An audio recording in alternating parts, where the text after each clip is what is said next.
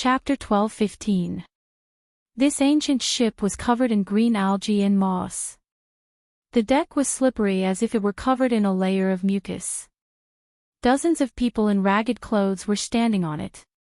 They looked up with empty eyes and stared at Tang Zheng and the Empyrean fairy in the air. The Empyrean fairy and Tang Zheng were shocked when they saw their eyes. There was nothing in their eye sockets. Their eyeballs had long since disappeared, leaving only empty eye sockets. Additionally, their heads and many other parts of their bodies revealed eerie white bones. Rotten flesh hung from many of them. Even from dozens of meters away, the sea breeze seemed to carry a fishy smell. It turned out that the ragged clothes were hiding such bodies. The two glanced at each other. Tang Zheng smacked his lips and said, "What are these?" "These are already dead, but for some reason, they can still move freely," the Empyrean fairy said thoughtfully. Tang Zheng immediately recalled the scene in the 100,000 mountains. The eerie white bones crawled out of their graves and moved freely. Their attack power could not be underestimated and was a great threat.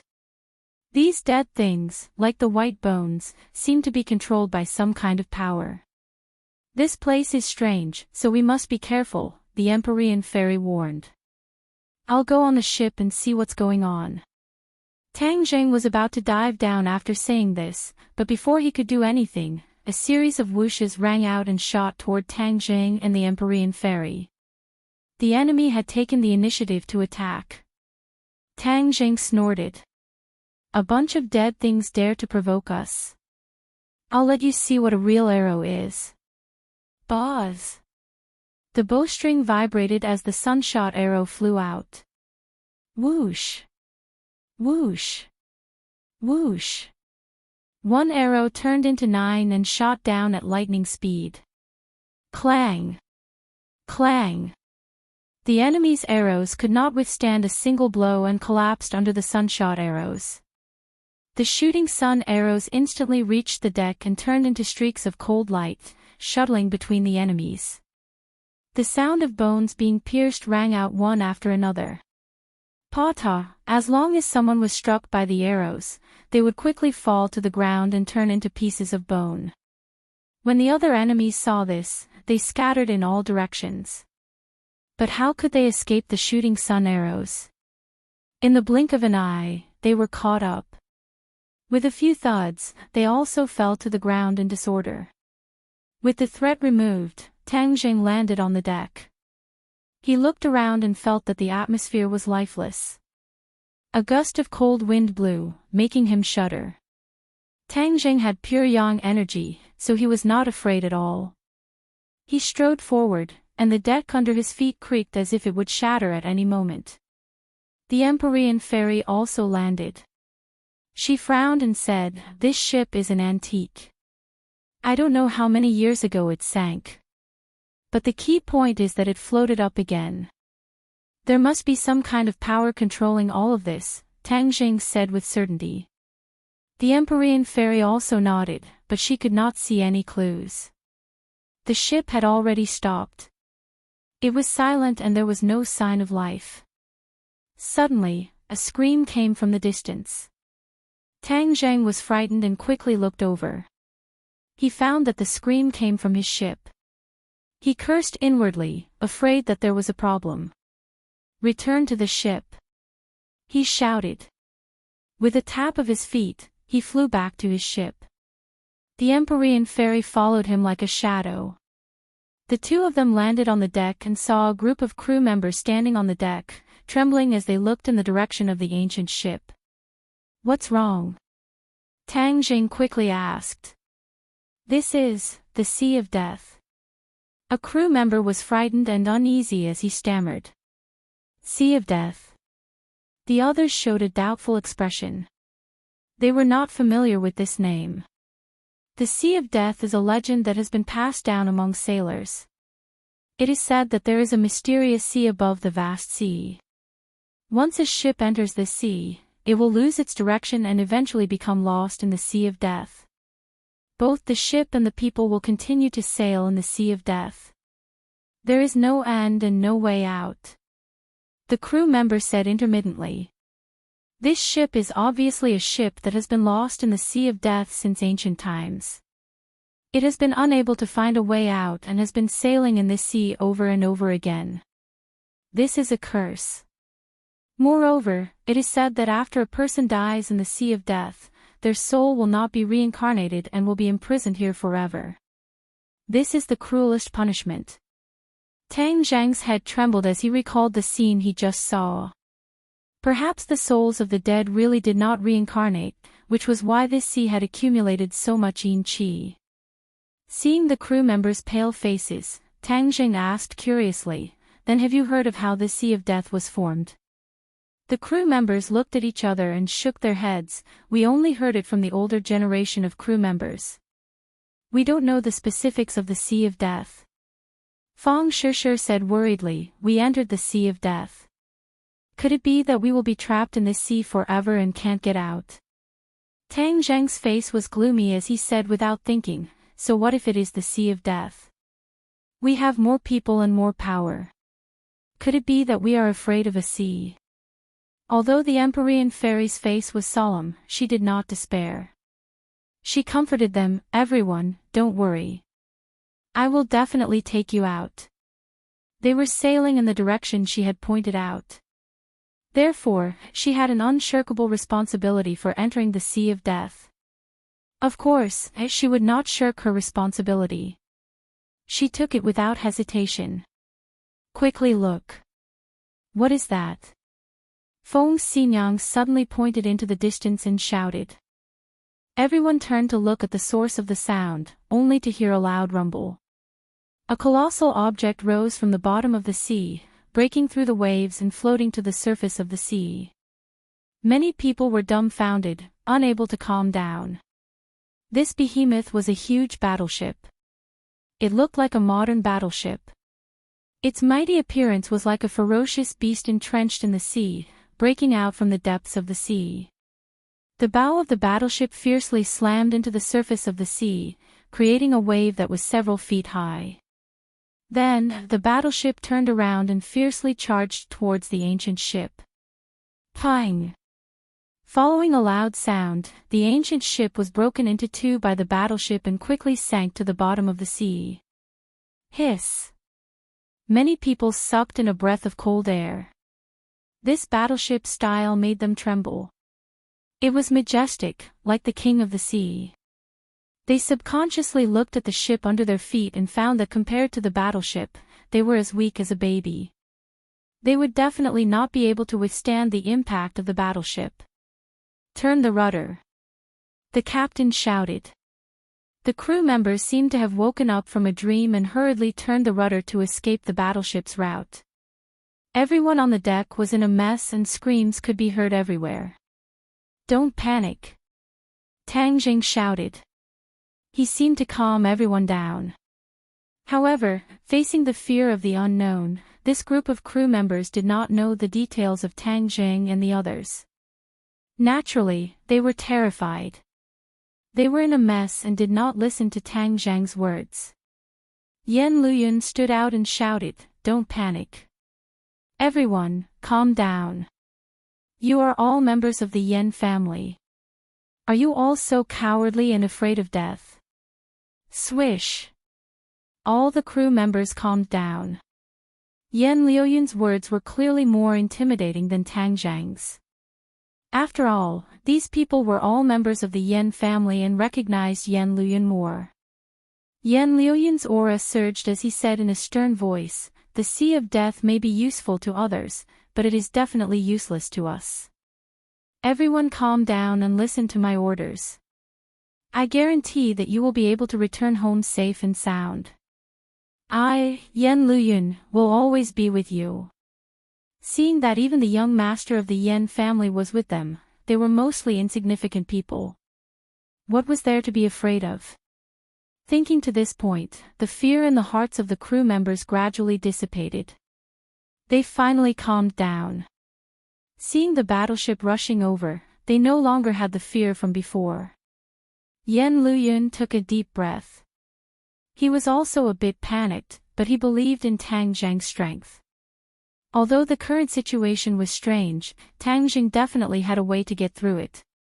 This was a kind of unreserved trust. "Young Master Tang, you take command," Yan Luyun said. Tang Jing nodded and said, "Let's avoid the battleship first.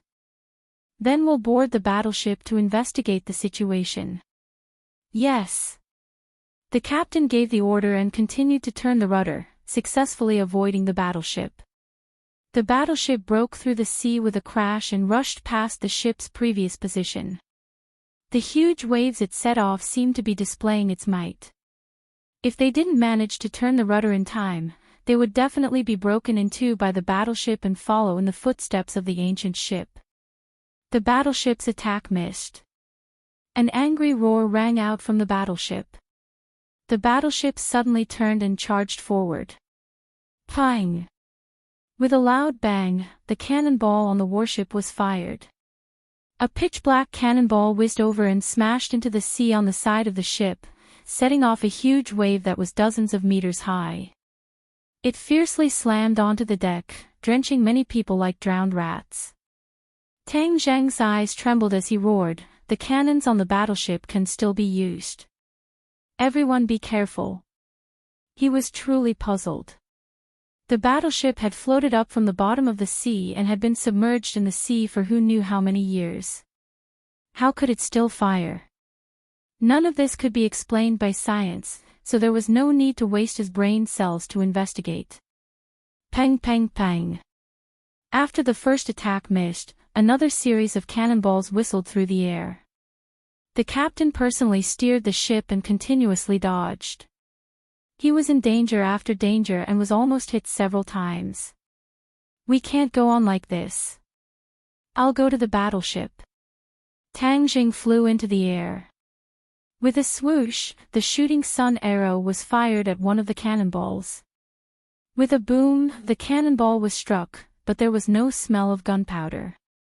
Instead, there was a plume of black smoke that flew out from the exploding cannonball. Yin energy. Tang Jing recognized at a glance that the black smoke produced by the explosion of the cannonball was yin energy. Tang Jing directly rushed through the yin energy without any abnormalities and arrived above the battleship in an instant. At the same time, the Empyrean fairy also took action. The mountain river map rose into the air and floated above everyone's heads. An invisible force shrouded the incoming cannonballs and blocked them. They fell into the sea nearby and splashed up huge waves, but no one was hurt. Chapter 12:16. Tang Jing floated in the air, looking down at the battleship below. It was clear as day. There were hundreds of soldiers standing on the battleship. They were wearing tattered military uniforms, and it was impossible to tell which country they were from.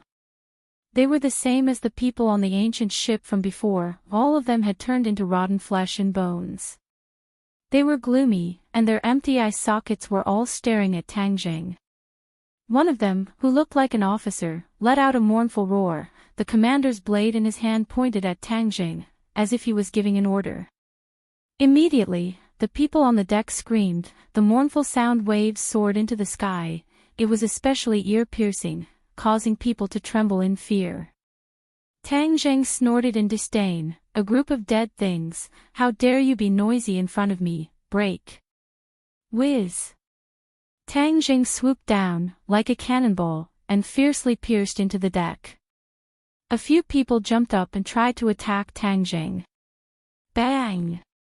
Tang Jing landed on the ground and ruthlessly stepped on these people's bodies, causing them to immediately shatter and scatter all over the ground. Tang Jing crushed the soles of his feet, and a pile of white ashes sank deep into the deck. When the others saw this, they were not afraid at all. Instead, they roared fiercely, and their empty eye sockets seemed to shoot out a dark light, which was extremely terrifying. Tang Jing did not mind. He held the shooting sun arrows and heaven-shocking bow in his hands, and roared, "Go!" Whiz! With a piercing sound, the shooting sun arrow turned into a ray of light and disappeared from the bowstring. Then, it flew into the crowd like a clap of thunder. Immediately, one could only see people falling down one after another silently. A chilling murderous aura assaulted their faces. In an instant, the shooting sun arrows swept through a large area, and all of them turned into broken bones, with Tang Zheng as the center, covering the ground. The commander hid behind the crowd and continued to clamor, which was especially ear-piercing. Tang Zheng stared, locking onto the other party. He rushed over with large strides. The shooting sun arrow left his hand once again. The 9 arrows merged into one, and quickly flew in one direction. Its speed was so fast that it could not be seen, and did not even leave behind an afterimage. With the shooting sun arrows leading the way, Tang Zheng followed behind them as if there was no one around. As soon as the shooting sun arrows came into contact with the people in front of him, they fell to the ground and turned into pieces. The commander kept retreating, as if he was also afraid. But it was too late. How could he escape the shooting sun arrows? The shooting sun arrows firmly enveloped him, making it impossible for him to retreat. There was no way out. In the next second, the shooting sun arrow was about to shoot into his head. However, the shooting sun arrow stopped right in front of his forehead, just a hair's breadth away from him. If it had moved a little bit further, it would have pierced right in, ending his life in an instant. Tang Zheng came in front of him and grabbed his head. He had no room to resist and could only let Tang Zheng do whatever he wanted. "Who are you?" Tang Zheng roared in a low voice as he questioned. The other party looked at him with empty eye sockets and roared like an angry lion, but he didn't say a complete sentence. Tang Zheng frowned. He felt a steady stream of yin energy passing from the top of his head to his palm. It seemed to want to drill into his meridians, but it couldn't break through his defense and could only linger in his palm. "It seems that you don't have real intelligence. You're really a dead thing," Tang Zheng said disappointedly. As soon as his voice fell, he let go of his hand. At the same time, with a bang, the head immediately exploded into a pile of powder. When the others saw that the commander had been killed, their angry voices almost became a tide, trying to drown out Tang Zheng. Tang Zheng smiled faintly and walked forward. With a point of his finger, the shooting sun arrows automatically flew up. It was as if they were his arms. They were telepathically connected and shuttled through the crowd. Not long after, everyone fell to the deck. Not a single enemy could stand up. A gust of wind blew up from the surface of the sea, carrying with it the yin energy on the deck of the ship as it rose into the air and merged with the seawater. The battleship stopped. Tang Zheng stood at the bow and looked at the people on his ship. Everyone breathed a sigh of relief. Seeing that Tang Zheng alone had swept away the enemies on the battleship, this showed that they weren't completely at a disadvantage. Of course, the ordinary crew deeply understood Tang Zheng's strength. They couldn't help but secretly admire him. "Good." A cheer sounded from the crew, as if giving them courage. Thunderous cheers rose and fell one after another. "Golyulu." A bubbling sound quietly sounded and fell into Tang Zheng's ears. He quickly looked down and found that the sea seemed to be half boiling. Bubbles appeared one after another. The bubbles burst, releasing clouds of black gas, little by little rising into the air. A dense fog rose above the sea. The others also discovered this and cried out in alarm. "What's going on?" The sea was boiling. Even the experienced crew had never seen such a scene before. They were all shocked. Tang Zheng leaped up and jumped back to his own ship from the battleship. He stood with everyone and asked, "Does everyone know what's going on?" No one answered. The Empyrean fairy also fell into silence. She stared blankly at the boiling sea with a strange expression. Tang Zheng didn't disturb her. Instead, he comforted the others and asked them to calm down. They had seen Tang Zheng's extraordinary ability and were very happy with his comfort. Their panic was relieved. The sea was boiling more and more violently. The bubbling sound seemed to come from the bottom of people's hearts. It was like the boiling of people's blood, giving people a very strange and uncomfortable feeling. Voila! The seawater automatically parted to two sides, opening up a huge fissure. It was so dark that it was impossible to see what was inside the fissure, but the fissure was like a monster opening its mouth, as if it wanted to swallow everything on the surface of the sea. Is there a demon beast? Tang Jing recalled his previous experience and couldn't help but think. How can it be a demon beast? The inner demon's voice sounded. This sea is a bit strange. I can't see through it. In my time, everyone was on the continent. Very few people would go to the sea. Therefore, I know nothing about the Sea of Death. But there is one thing. The yin qi in the Sea of Death is too strong. I don't know how many people have died here. Hearing the inner demons refuting the judgment of the demon beast but couldn't see through it, their mood couldn't help but become heavier. Even with the inner demon's knowledge and cultivation, they couldn't see through this sea. This place was really strange. The crack on the sea became bigger and bigger. It was like the sea opening its mouth to swallow the world. The water flowed into the crack like a waterfall. It was unknown how high it was. The battleship followed the water flow and flowed into the crack. With a loud bang, the battleship fell into the crack. Only the sound of cracking could be heard. Everyone guessed that this steel battleship had probably been smashed into smithereens, broken into pieces. The steel battleship that could ride the wind and break the waves couldn't withstand a single blow from this power. Humans were especially small. Back off. There was no need for Tang Zhang's command. The captain had already issued a command. He turned on all the power and spared no effort to retreat. He only wanted to get as far away from the crack as possible. But the power of the water flow was too great. It was so great that even modern ships couldn't resist it.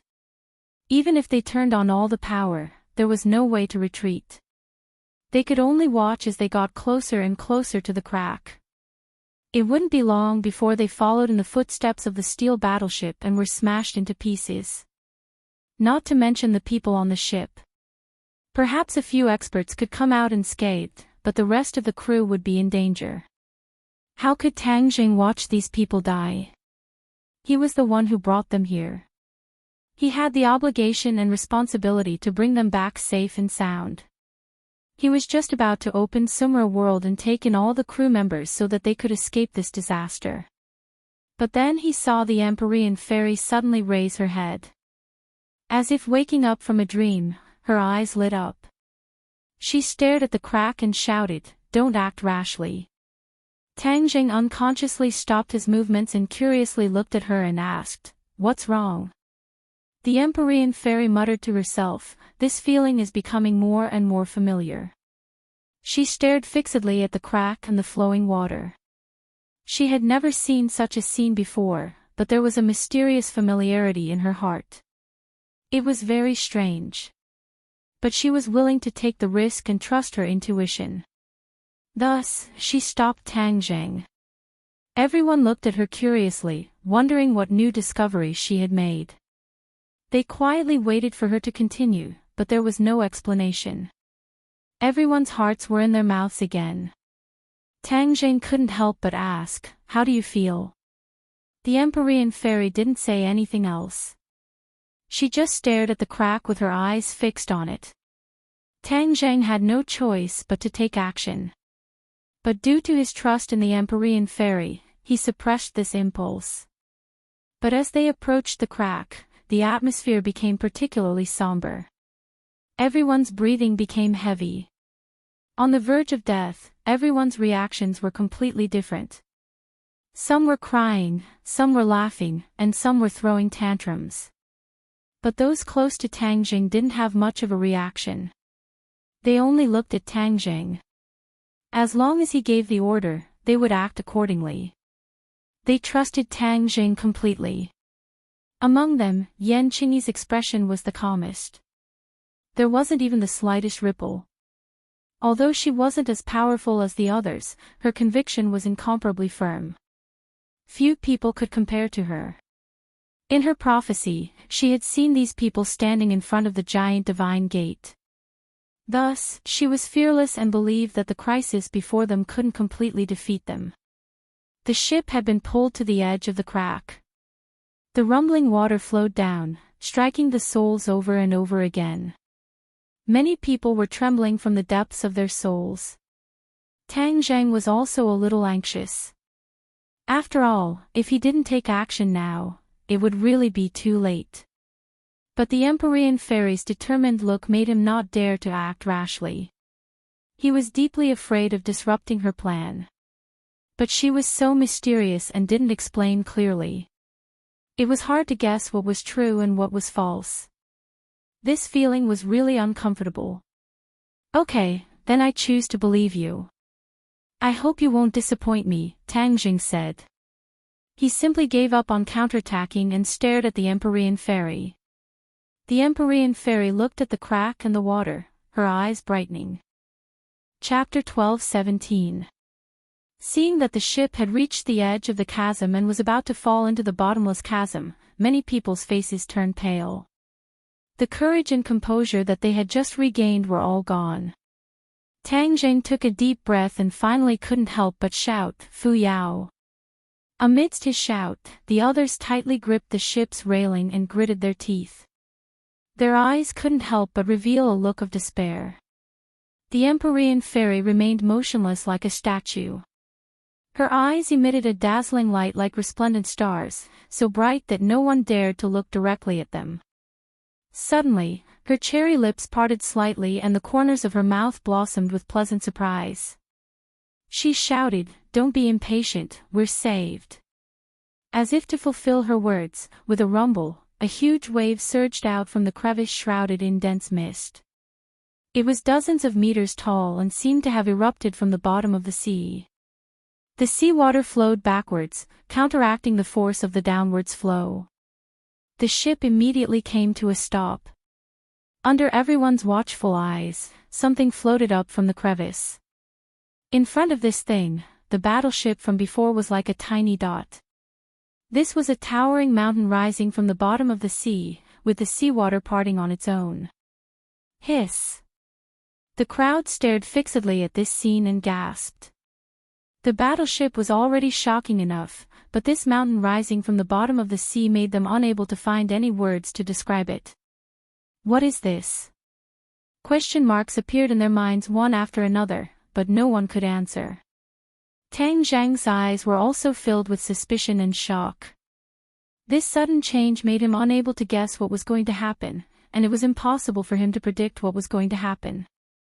But when he saw the Empyrean fairy's reaction, he couldn't help but ask, "Empyrean fairy, do you recognize this mountain?" A mountain peak floating on the surface of the sea was already extraordinary, but the 9 heavens profound maiden seemed to be very excited, as if she knew this mountain peak, causing Tang Zheng to mutter to himself. The Empyrean fairy looked straight ahead and said, "Of course I know it, this is the destination we've been looking for." Destination? Tang Zheng was suspicious. A light flashed through his mind. "You mean the gate of heaven?" The Empyrean fairy smiled and nodded slightly. "Of course, other than the Elysium, what else is there?" Elysium? Tang Zheng looked up, but he didn't see the door that Yan Qingyi had drawn. He only saw towering mountains that seemed to reach into the clouds. "This is the gate of heaven." The Empyrean fairy pointed at the mountain and jumped from the deck to the mountain. The mountain was verdant and lush. It was hard to believe that it actually floated up from the bottom of the sea. The others looked at each other, not knowing what to do. Yan Qingyi walked up to Tang Zheng and said, "What are you waiting for?" As if waking up from a dream, Tang Zheng hurriedly turned around and returned to the cabin. He picked up Yi Ding Dang and glanced at the others. "We'll go up the mountain. The crew will stay. Is there no danger?" The crew members were trembling with fear. Seeing the Empyrean fairy walk up the mountain without looking back, Tang Zheng said thoughtfully, "Everyone, don't worry. There won't be any danger." The crack has already been filled up by the mountain and the water flow has stabilized. The crew members didn't refute. They just looked at the others in shock. Yi Tianlei and the others naturally wouldn't stay on the ship. They all jumped off the ship. Yan Qingyi didn't know martial arts. Yan Luyun brought her up the mountain and the group chased after the Empyrean Fairy. The Empyrean Fairy walked for a while before stopping. She looked up at the towering mountain. The others caught up with her and asked curiously, "The gate of heaven is in this mountain. Why is it so different from what you've seen before?" From the Empyrean Fairy's reaction, they could tell that she had never seen the Sea of Death before. That meant that it was very different from the last time she came to the gate of heaven. That was why Tang Jing asked this question. The Empyrean Fairy said in a deep voice, "When I saw this mountain, I understood everything. The reason why I didn't see the Sea of Death when I saw the gate of heaven was because the Sea of Death was created by the gate of heaven." Is that so? Everyone's hearts trembled. They couldn't believe it. The world changes. Anything can happen. The gate of heaven is a place of absolute yin. Over time, this area of the sea has been affected and turned into the Sea of Death. Any ship that passes by will be imprisoned in the Sea of Death. It's difficult to escape. This is the danger of a place of absolute yin. The Empyrean Fairy explained without stopping. Everyone fell into deep thought. They gradually understood. If a place of absolute yin is so dangerous, what will we encounter? Feng Shishir asked curiously. The Empyrean Fairy glanced at her and said, "Things have changed. We didn't encounter too much danger back then, but it's hard to say now." Everyone's heart sank. It seemed that this trip would really be dangerous.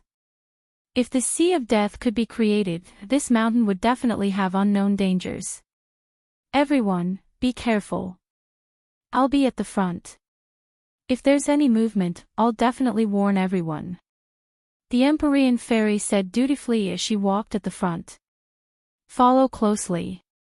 Don't fall behind," Tang Jing reminded. He carried Yi Dingdang and walked forward. He was half a body's length behind the Empyrean Fairy. His eyes were on the 6 directions and his ears were on the alert. Boom! A loud sound rang out. The ground beneath their feet shook violently. Everyone stopped in their tracks at the same time and looked around. The loud sound rang out again. It was like the sound of footsteps. It came from afar and approached, shaking everyone's hearts. "What is it?" Yan Luyun cried out in alarm, but his face was flushed red, and his heart was excited. This was a combination of fear and excitement. He wanted to come out on an adventure to see the new world and new things. But when he heard those loud sounds, his blood seemed to be trembling. The Empyrean Fairy gazed at a nearby mountain peak with a burning gaze. Suddenly, her eyes lit up. She tapped the ground lightly with the tip of her foot and flew out like a bolt of lightning. Boom! Another loud sound rang out as a gigantic creature walked out from behind the mountain peak and entered everyone's line of sight. A giant. This word immediately popped up in everyone's minds. However, Tang Zheng had a different idea in his heart. This giant was not made of flesh and blood, but a stone giant. Its entire body was made of stone, and it was over 100 meters tall. In front of it, humans were insignificant, extremely tiny. A stone turning into a human didn't give everyone too much of a shock.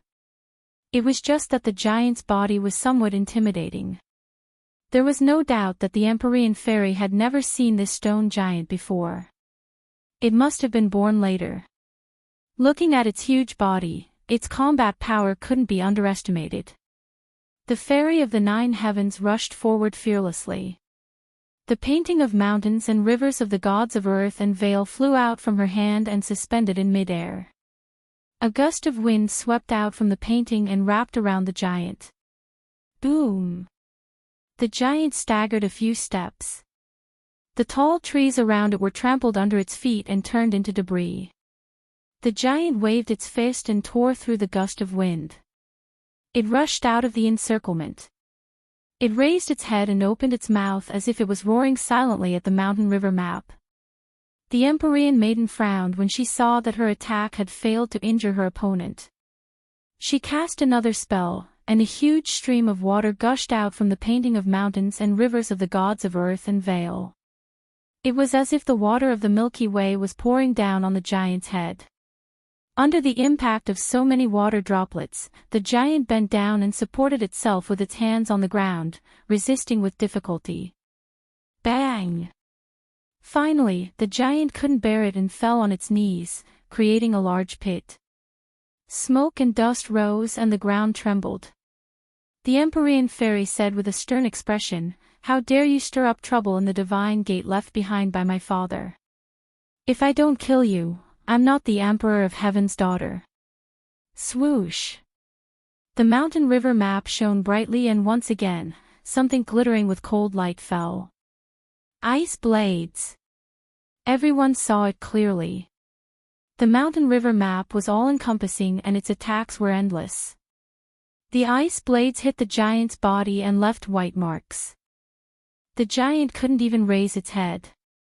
This storm-like continuous attack made the giant unable to resist at all. When the others saw the Empyrean fairy's true strength, they were shocked. Yen Luyun smacked his lips and exclaimed, "This is an expert." This subverted his understanding once again. He was already considered experienced and knowledgeable, but what he saw and heard this time opened the door to a new world in front of him. Don't worry, the giant is no match for the Empyrean fairy. Tang Zheng's eyesight was better than others, so of course, he understood everything. As soon as he finished speaking, the giant was completely prostrated on the ground. He no longer had the strength to resist. He hung his head dejectedly and stared at the fairy of the 9 heavens and the painting of mountains and rivers. The Empyrean fairy landed and stood in front of the giant. Her body was as small as an ant, and the giant was like an elephant. However, the giant submitted at her feet and didn't dare to act rashly. "What are you?" the Empyrean fairy asked with an ashen face. The giant opened its mouth, but no sound came out. "So it's just a useless thing." The Empyrean fairy shook her head and said regretfully. The others also caught up and looked at the giant at close range. One could imagine the shock in their hearts. "What do we do now?" Tang Zheng asked. The Empyrean fairy looked behind the mountain peak and said, "There must be more dangerous things behind. Just be careful. As for this thing..." The Empyrean fairy pondered for a moment, then rushed out with a swoosh and hit the giant's chest with her fist. The thin fist was insignificant compared to the giant's body, but the power that burst out of the fist was enough to split mountains. There was a loud bang, and from the center of the giant's heart, cracks quickly spread in all directions, covering the giant's entire body in an instant. Ka-cha! The giant shattered, turning into giant rocks that scattered all over the ground. It no longer had the awe-inspiring aura it had before. The Empyrean fairy clapped her hands and walked through the rubble, heading deeper into the mountain. The others looked at each other, then came to and followed her. The air was filled with an austere aura, as if there was an invisible pressure pressing down on everyone's hearts. Even their breathing became heavy. Looking at the unfathomable mountain and the endless dense forest, no one had any confidence in their hearts. They didn't know what was waiting for them. Chapter 12:18. After walking for some distance, both sides were quiet. Other than the sound of their footsteps, there was no other sound. It was a dead silence that made one's hair stand on end. They went around the towering mountain peak and came to the depths of the mountain. The Empyrean maiden stopped in her tracks, and so did the others. They all looked up and stared ahead with burning eyes. A huge stone door stood in front of them. "Heaven's Gate!" Tang Jing subconsciously shouted. He couldn't help but remember what the 5-clawed golden dragon said before. The Heaven's Gate was a secret place of the Fu clan. It was said that it hid a huge secret and countless treasures. If he could enter the Heaven's Gate and obtain these, he could become the new Emperor of Heaven. Besides, Ji Wuxiang also had bad intentions towards the Heaven's Gate.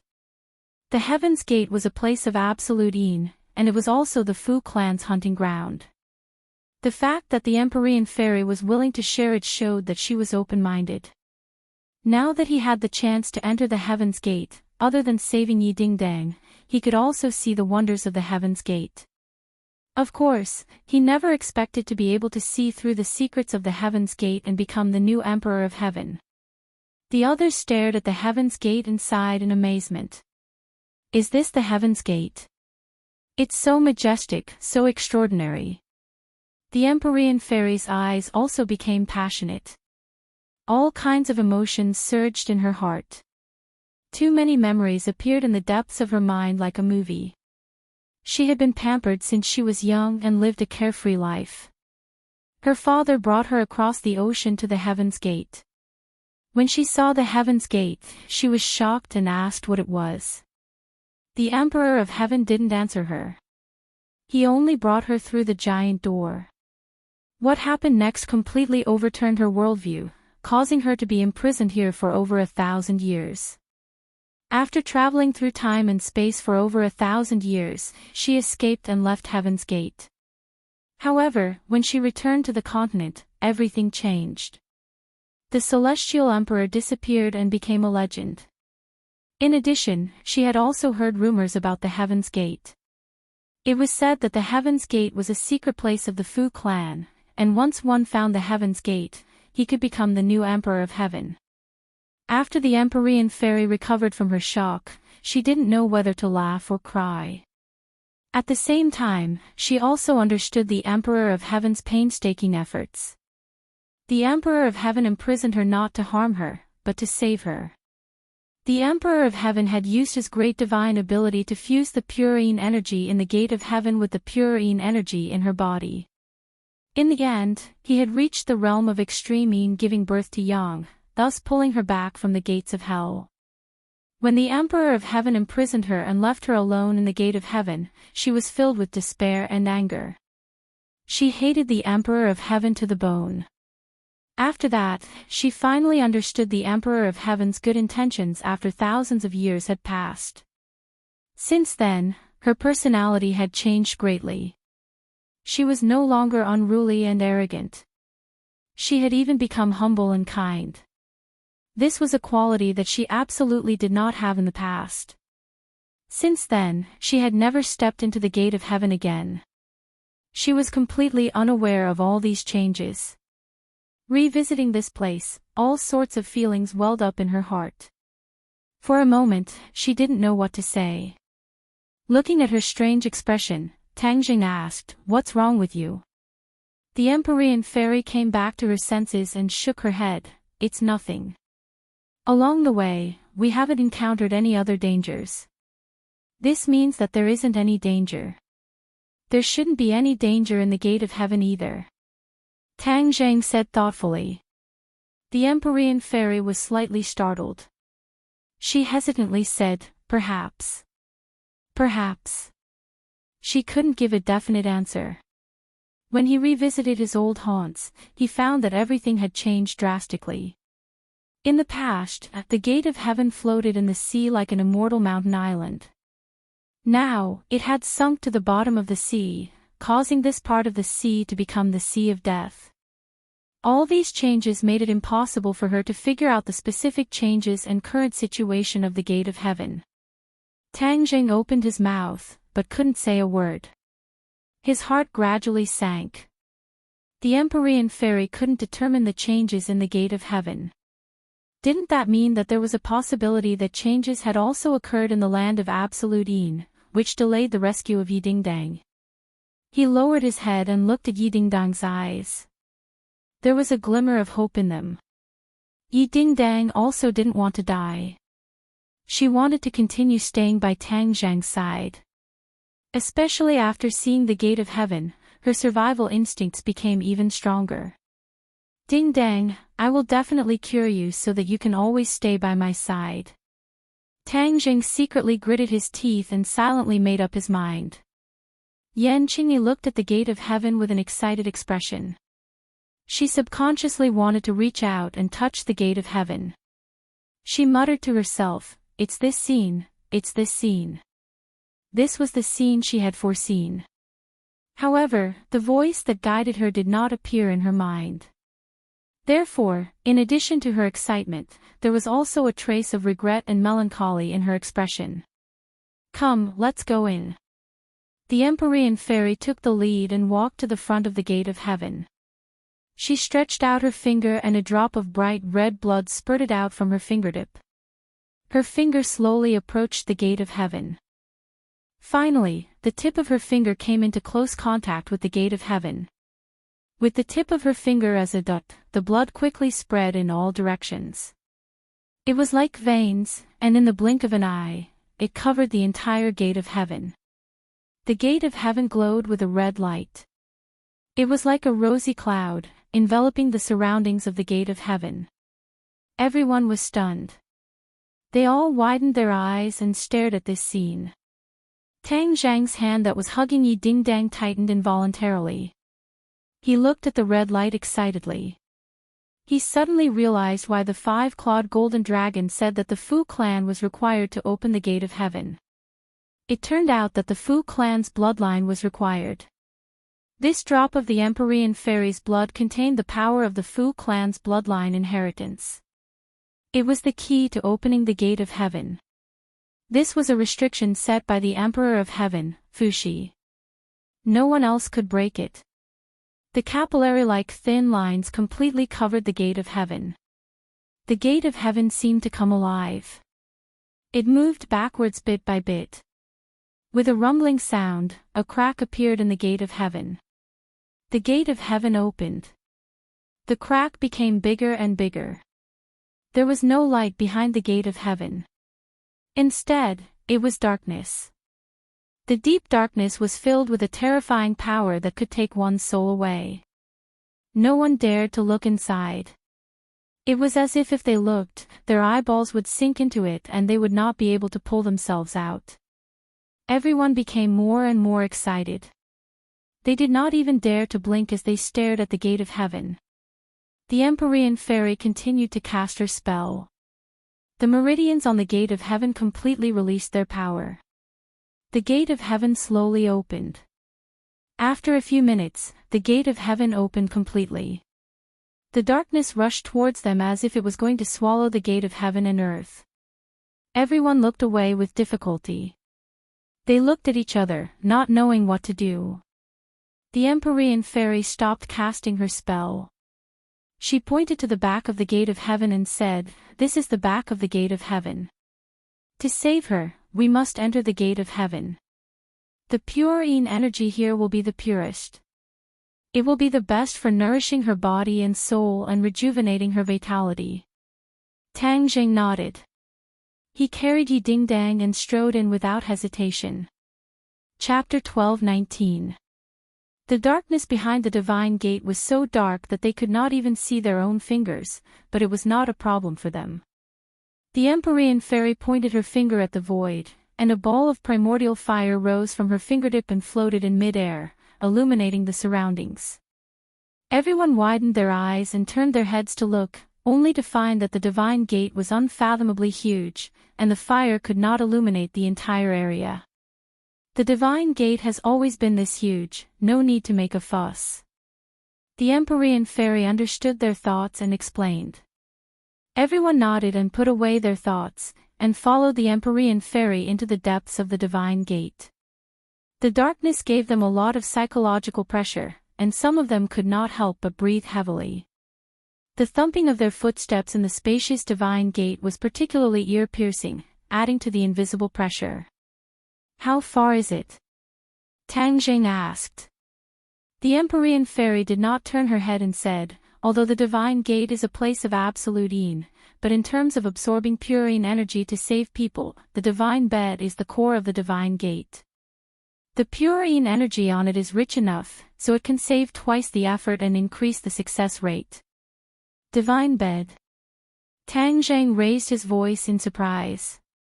Yes, the divine bed is the core of the divine gate, and it gathers all the purine energy in the divine gate.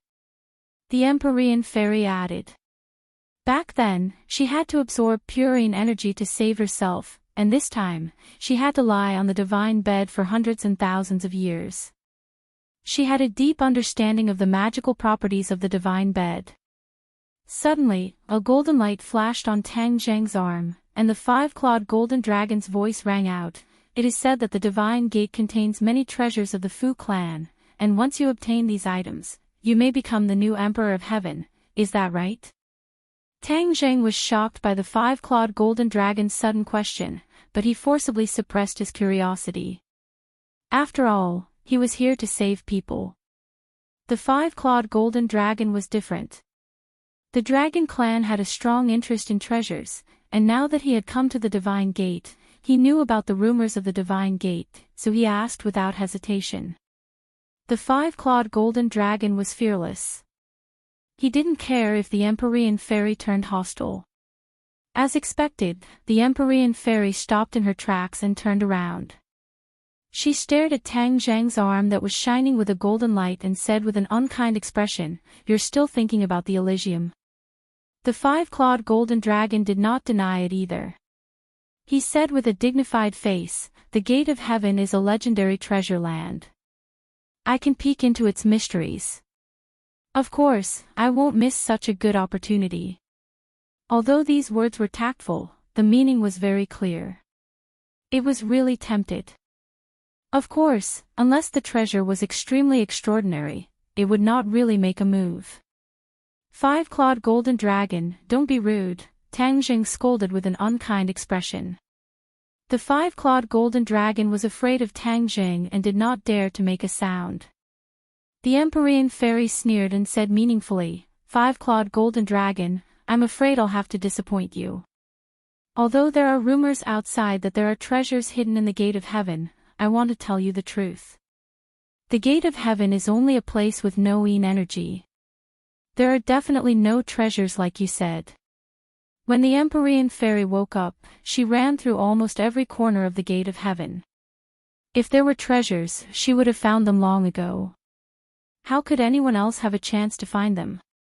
As for the rumors outside, she did not know where they came from. In her opinion, they were all nonsense and extremely absurd.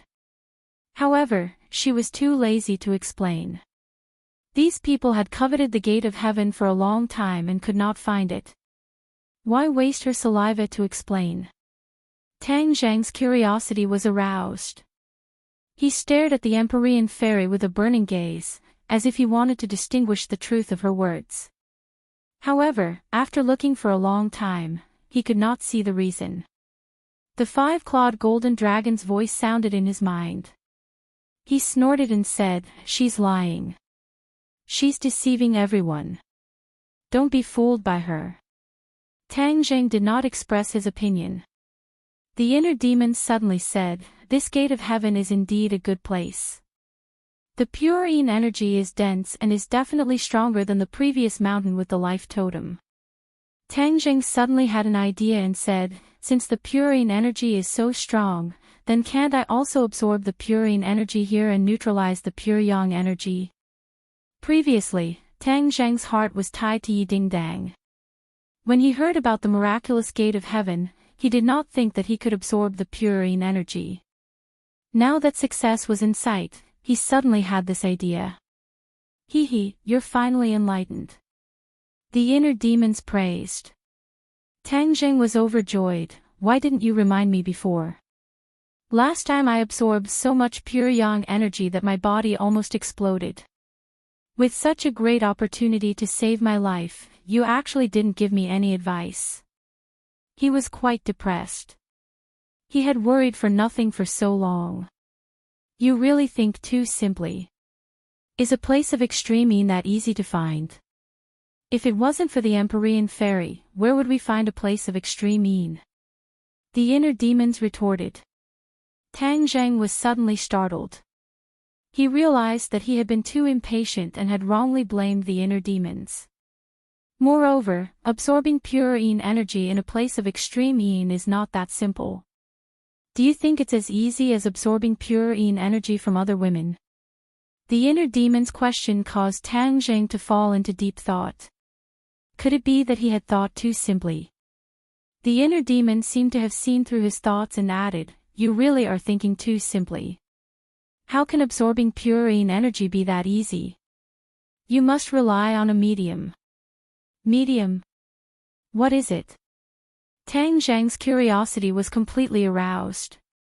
The pure yin energy in this place of extreme yin was born from the creation of heaven and earth.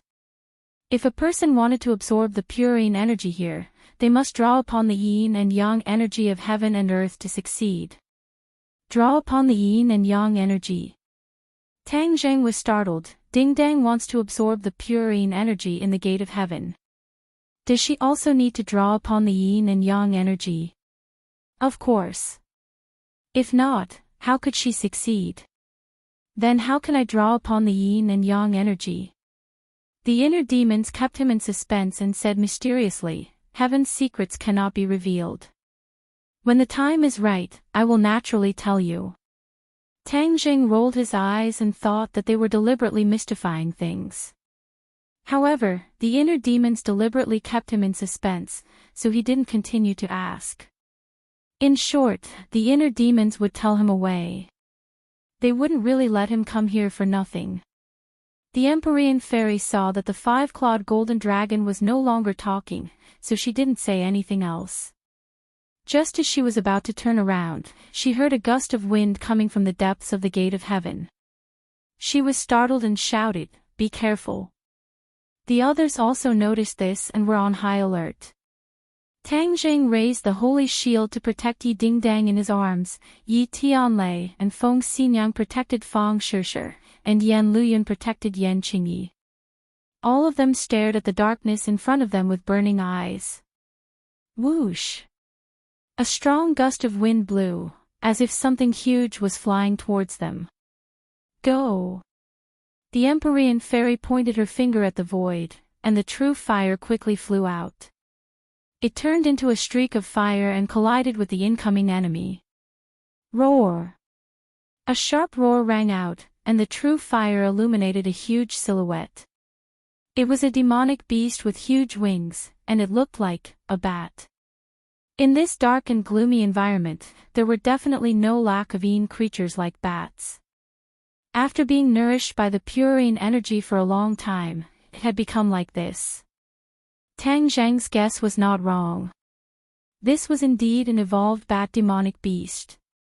Bats were social animals, and there was definitely more than one of them. Tang Zheng suddenly realized this and reminded them loudly, "This is a bat demonic beast, and I'm afraid there is more than one. Everyone, be careful." He did not know the specific dangers of the bat demonic beast, so he could only remind them loudly. Bats were afraid of fire, but this bat demonic beast was not afraid of the true fire. It actually rushed towards the true fire. After colliding with the true fire quickly ignited it, and it turned into a ball of flame, dancing in the air, and its shrill cries resounded through the gate of heaven. Whoosh! Whoosh! Whoosh! In an instant, a strong gust of wind blew in front of them, like a tornado, sweeping out from the depths of the gate of heaven. The terrifying pressure made everyone unconsciously nervous. A large group of bat demonic beasts is coming. The Empyrean fairy shouted. She pointed her finger at the void, and the true fire appeared between her fingers, interweaving into a fire net in the air. Puff! Puff! Puff! The strong wind blew and extinguished many flames, but the power of the fire net was still not to be underestimated. Many bat demonic beasts crashed into the fire net and immediately turned into balls of flame, fleeing in all directions and screaming. However, there were too many bat demonic beasts, and the fire net was eventually broken through. In an instant, a dark mass of bat demonic beasts flew over, and a foul smell hit them, making it difficult to breathe. The Empyrean fairy stood in front of everyone and roared, "A group of beasts, how dare you occupy my gate of heaven? All of you, die. As soon as she finished speaking, a ball of light flew from her hand and floated in the air. It was the stately painting. The stately painting suddenly rolled up like a bag with a big opening. The bat demonic beasts at the front were immediately sucked into the stately painting. Seeing this, the other bat demonic beasts retreated. However, it was too late. The fairy of the 9 heavens was enraged.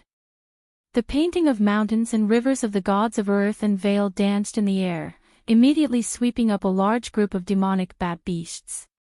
Without a sound, these demonic bat beasts disappeared. The painting of mounts and rivers of the gods of earth and vale was another world. Once one was sucked into it, one would be at the mercy of the fairy of the 9 heavens. There was a world of difference between the strength of these bat demons and the fairy of the 9 heavens, so they were easily sucked into the painting. Let's see where you can run to. The Empyrean fairy's mind moved, and all the bat demonic beasts in the gate of heaven were sucked into the stately painting, and there was no longer a trace of mournful cries. When the others saw this scene, they all breathed a sigh of relief. The bat demonic beasts looked particularly scary, especially when there were so many of them. If it was an ordinary person, it would take a lot of effort to defeat so many. However, this was not a problem for the Empyrean fairy. The Empyrean fairy put away the stately painting and let the true fire soar into the sky to light up the path ahead. She said loudly and clearly, "Let's go. I want to see what else is occupying the gate of heaven." The gate of heaven was the place where she had lived for hundreds and thousands of years. It was also a relic left to her by the Emperor of Heaven. It was extremely important to her, and she would not allow others to touch it, especially a group of demonic beasts. Chapter 12:20. The sudden burst of light attracted everyone's attention. Under everyone's watchful eyes, they discovered that the light came from the pearls embedded in the dome. The soft light completely cooled this part of the world, leaving nothing to hide. Ah! Feng Shishi's pupils shrank as she instinctively cried out in alarm. The others also involuntarily sucked in a breath of cold air, because as far as their eyes could see, an extremely frightening thing was entrenched not far away. It raised its head high and looked down at them condescendingly. Those 2 huge eyeballs were like 2 flickering lights, causing people to shudder. Snake. This was a huge snake. Its huge body was entrenched in front of them, and there was actually a horn on its forehead. Tang Zheng had seen a similar monster in the 100,000 mountains. It was a snake that evolved into a flood dragon. It was the easiest place to breed these things. Previously, there was a bat monster, so it wasn't too strange to see a flood dragon. The Empyrean fairy strolled towards the flood dragon with an unfriendly expression. She scolded, "Get down here." Hiss. The flood dragon spat out its red tongue, its eyes revealing an ominous glint. It sized up the Empyrean fairy from head to toe, as if it was evaluating her battle strength. "Get down from the heavenly bed. How dare a beast like you occupy the heavenly bed?" Heavenly bed. Everyone's pupils shrank as they looked down at the flood dragon's huge body. There was indeed the shape of a bed faintly discernible. Could that be the heavenly bed? The flood dragon was entrenched on the heavenly bed, absorbing the purine energy on the heavenly bed. No wonder it transformed into a flood dragon. Inner demons, didn't you say that humans can't directly absorb purine energy? It can only be done by using the power of yin and yang. Why can this thing? Tang Zheng asked suspiciously. The inner demons clicked his tongue and said, "Humans are the spirit of all things, but they also have their limits. All things in the world have their own characteristics and advantages. Other creatures naturally have advantages that humans don't have. Do you understand?" Tang Zheng seemed to understand but didn't. This is what it means for all living things to be equal. No one species can have all the advantages. That would be a great injustice, something that is impossible to happen, the inner demons patiently added. Tang Jing finally understood. No wonder there was an ancient saying that all living things were equal.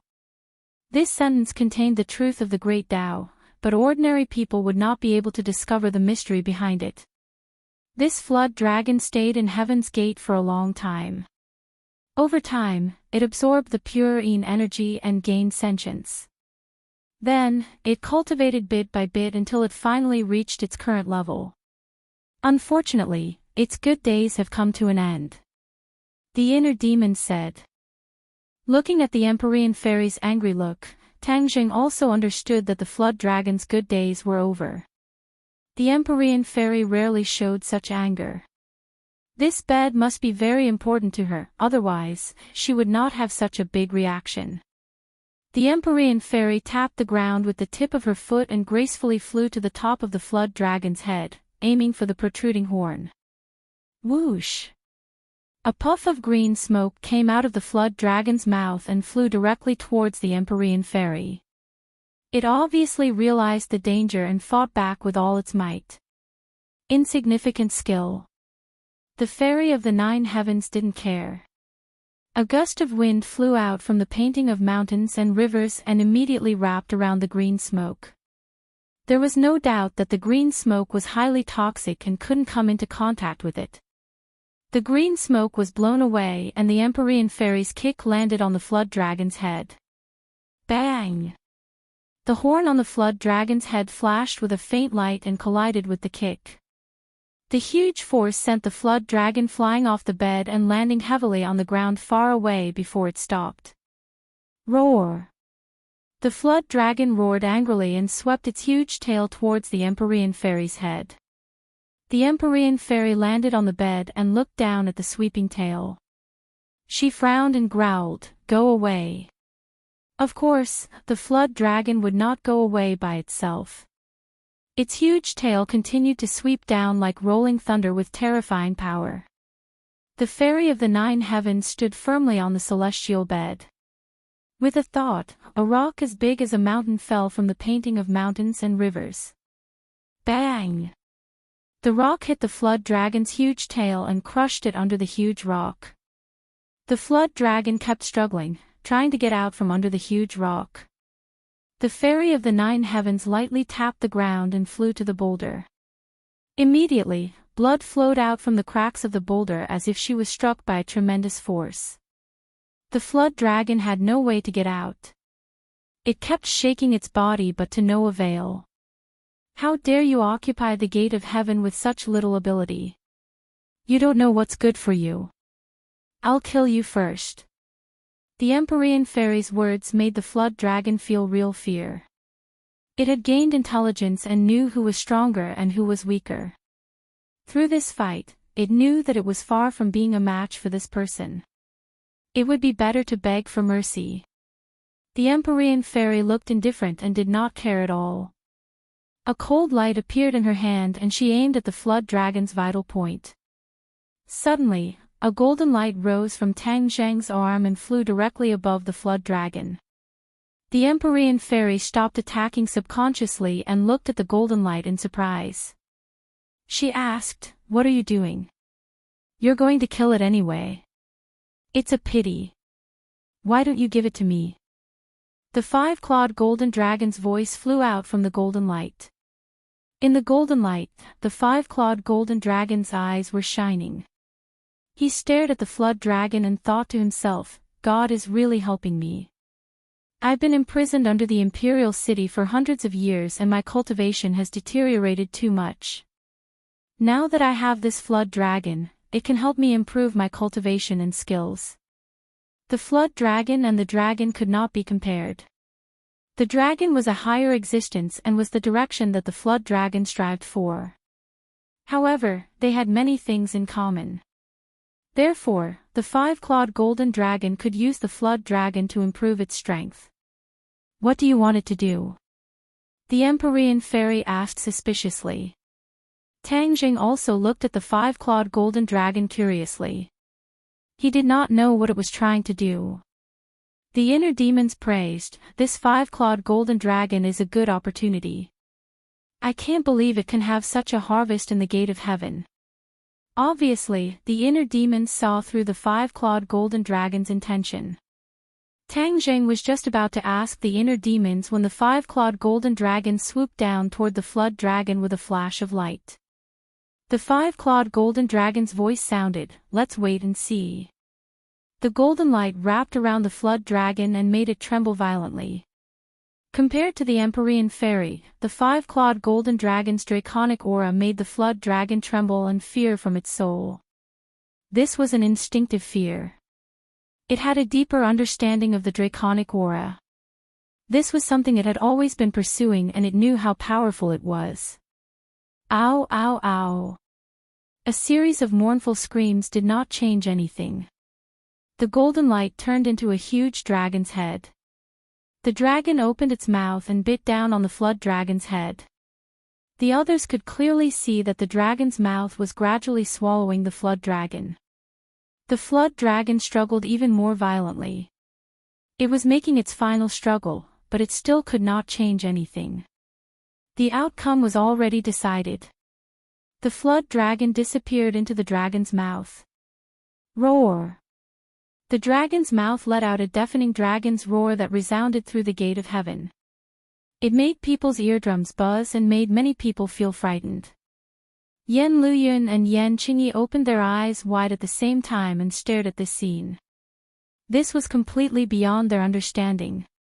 Even though Yan Qingyi was always calm, her heart was surging with stormy waves. The dragon's head disappeared and turned into a mass of golden light. The golden light kept rolling like the clouds in the sky. It seemed to be brewing something. The Empyrean fairy turned her head to look at Tang Zheng and asked, "What's going on?" Tang Zheng only understood half of what was going on and could not explain the specific situation. He shook his head in confusion and said, "I don't know." The Empyrean fairy showed a disappointed expression. However, like the others, she still stared at the mass of changing golden light.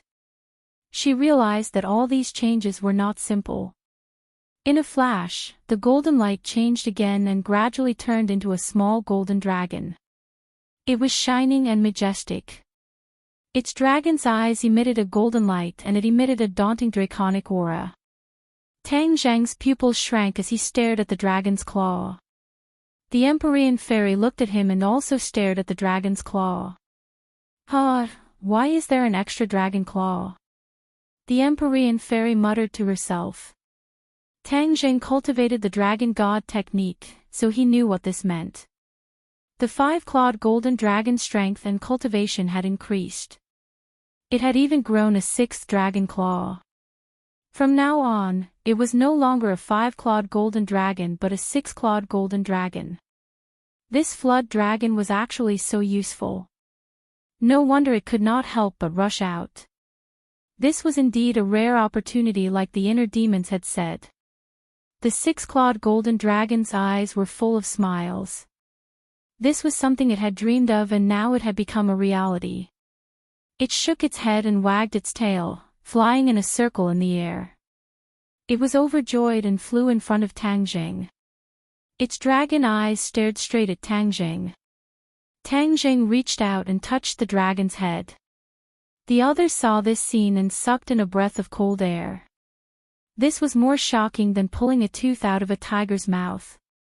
The key point was that the six-clawed golden dragon did not show any signs of impatience. It was as docile as a kitten and did not have the domineering aura that dragons should have. Although the six-clawed golden dragon's strength had increased, its soul brand was still there. Therefore, even if it was domineering, it still had to restrain itself. It did not dare to have a temper. "Congratulations," Tang Zheng said from the bottom of his heart. The six-clawed golden dragon looked into his eyes and nodded, "Thank you." After saying this, it nodded towards the Empyrean fairy as a sign of gratitude. After all, if it was not for the Empyrean fairy bringing them to the gate of heaven, it would not have had this opportunity. The Empyrean fairy did not look sideways. She did not take this gratitude to heart. Yan Luyun smacked his lips. He wanted to ask if he could touch it, but seeing the six-clawed golden dragon's arrogant appearance, he swallowed the words back down. The six-clawed golden dragon looked around and swept its gaze across everyone.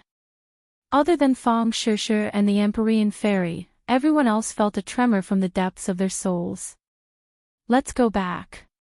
Tang Jing did not want to let everyone feel too much pressure and said to the six-clawed golden dragon. The six-clawed golden dragon blinked its eyes as if it was wronged. It wanted to say that it had just increased its strength and that it should show off for a while. However, after seeing Tang Zhang's expression, it obediently returned to Tang Zhang's arm and turned into a tattoo with an additional dragon claw. Chapter 12:21. The pure yin energy caused Tang Zhang's emotions to surge as he stared at the sky bed with shining eyes. The Empyrean fairy noticed Tang Zhang's strange behavior and said, "The sky bed is where the pure yin energy gathers in Heaven's Gate of Extreme Yin. It contains an extremely strong amount of pure yin energy. If you want to save her, you can only do it here." She sighed as she spoke. Back then, she had relied on the sky bed to escape disaster. It was precisely because she had absorbed too much pure yin energy that a lot of it was used up. However, it was still a lot, and normal people would not be able to handle it. "What method do you have?" The Empyrean fairy did not know how Tang Jing was going to inject pure yin energy into Yi Dingdang's body. There were two indispensable conditions for her to be able to absorb the pure yin energy in the sky bed.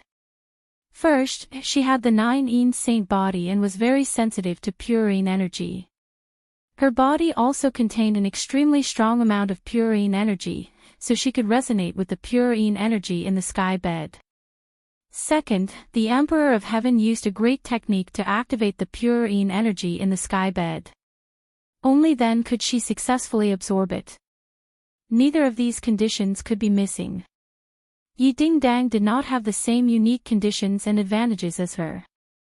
Therefore, the Empyrean fairy was very curious as to how Tang Jing was going to do it. Tang Jing did not know and could only ask the inner demons for a plan. The inner demons laughed. Before he could speak, Tang Jing felt a wretched aura rush towards him. "Are you planning something bad?" Tang Jing frowned and asked. The inner demons was indignant. "Am I that kind of person? I'm teaching you how to save someone. If you have such a dirty idea, then I won't say it." Tang Jing rolled his eyes and was too lazy to argue with him. He said crisply, "Hurry up and tell me. Don't keep me in suspense." The inner demons naturally did not dare to change their mind at the last minute. They said resentfully, "By connecting the power of yin and yang, and thus allowing the power of pure yin to circulate between heaven and earth and the human body, it will naturally be easy to inject it into Yi Dingdang's body. The key is, how do you activate the power of yin and yang?" Tang Jing asked. "You've already figured out a way, so why don't you know it?" The inner demons asked. Tang Jing was confused. When did he figure out a way?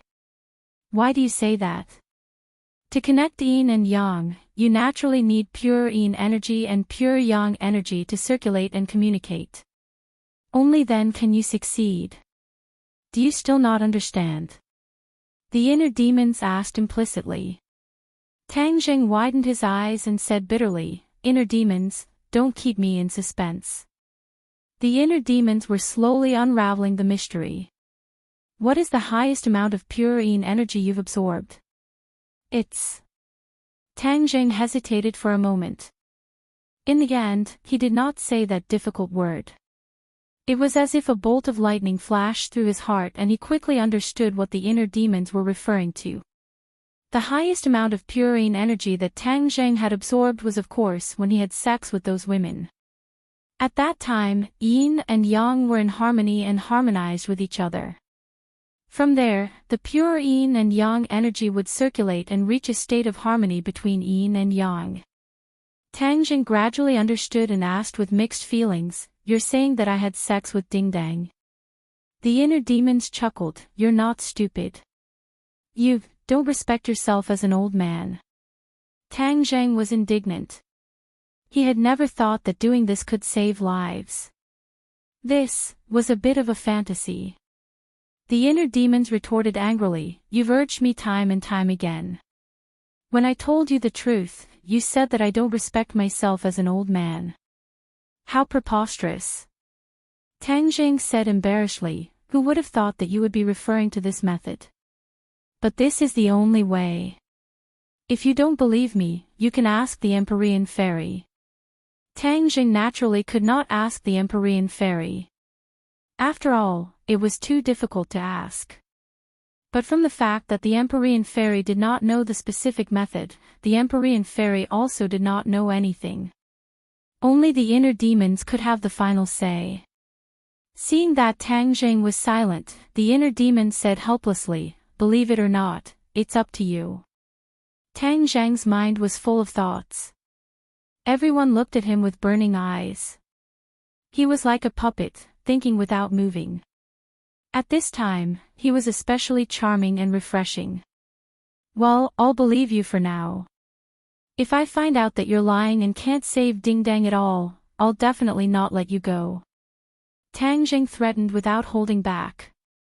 The inner demons was speechless. After a moment of silence, he indignantly retorted, "You're biting Lu Dongbin like a dog biting Lu Dongbin. You don't know how to appreciate good intentions."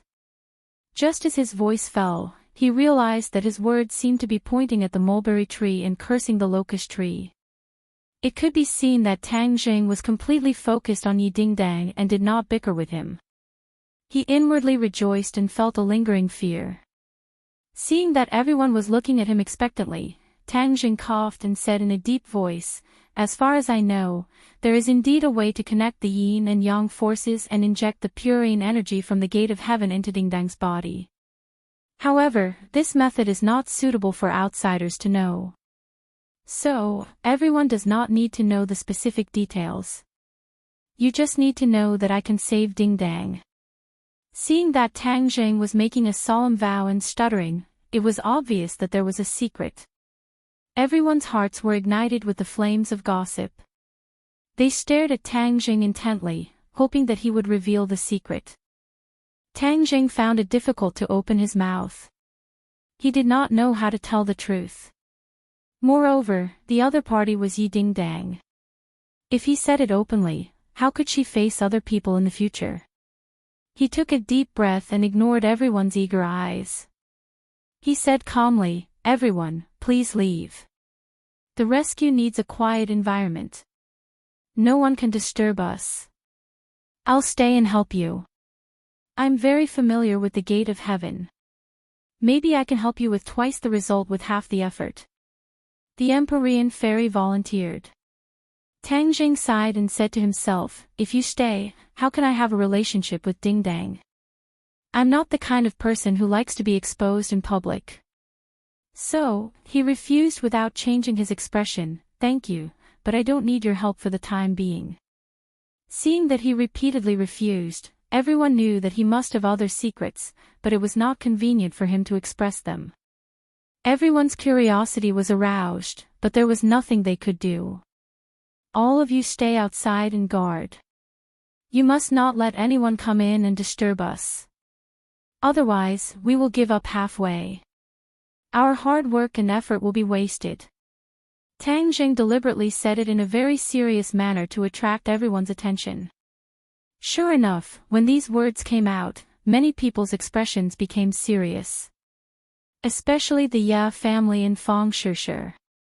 These two parties had a close relationship with Yi Dingdang, so of course they did not dare to lower their guard. Yi Tianlei took a step forward and patted his chest as he promised, "Don't worry, with me here, unless they step over my dead body, no one can even think of taking half a step into the mine." Chapter 12:22. The Empyrean fairy stared deeply at Tang Jing.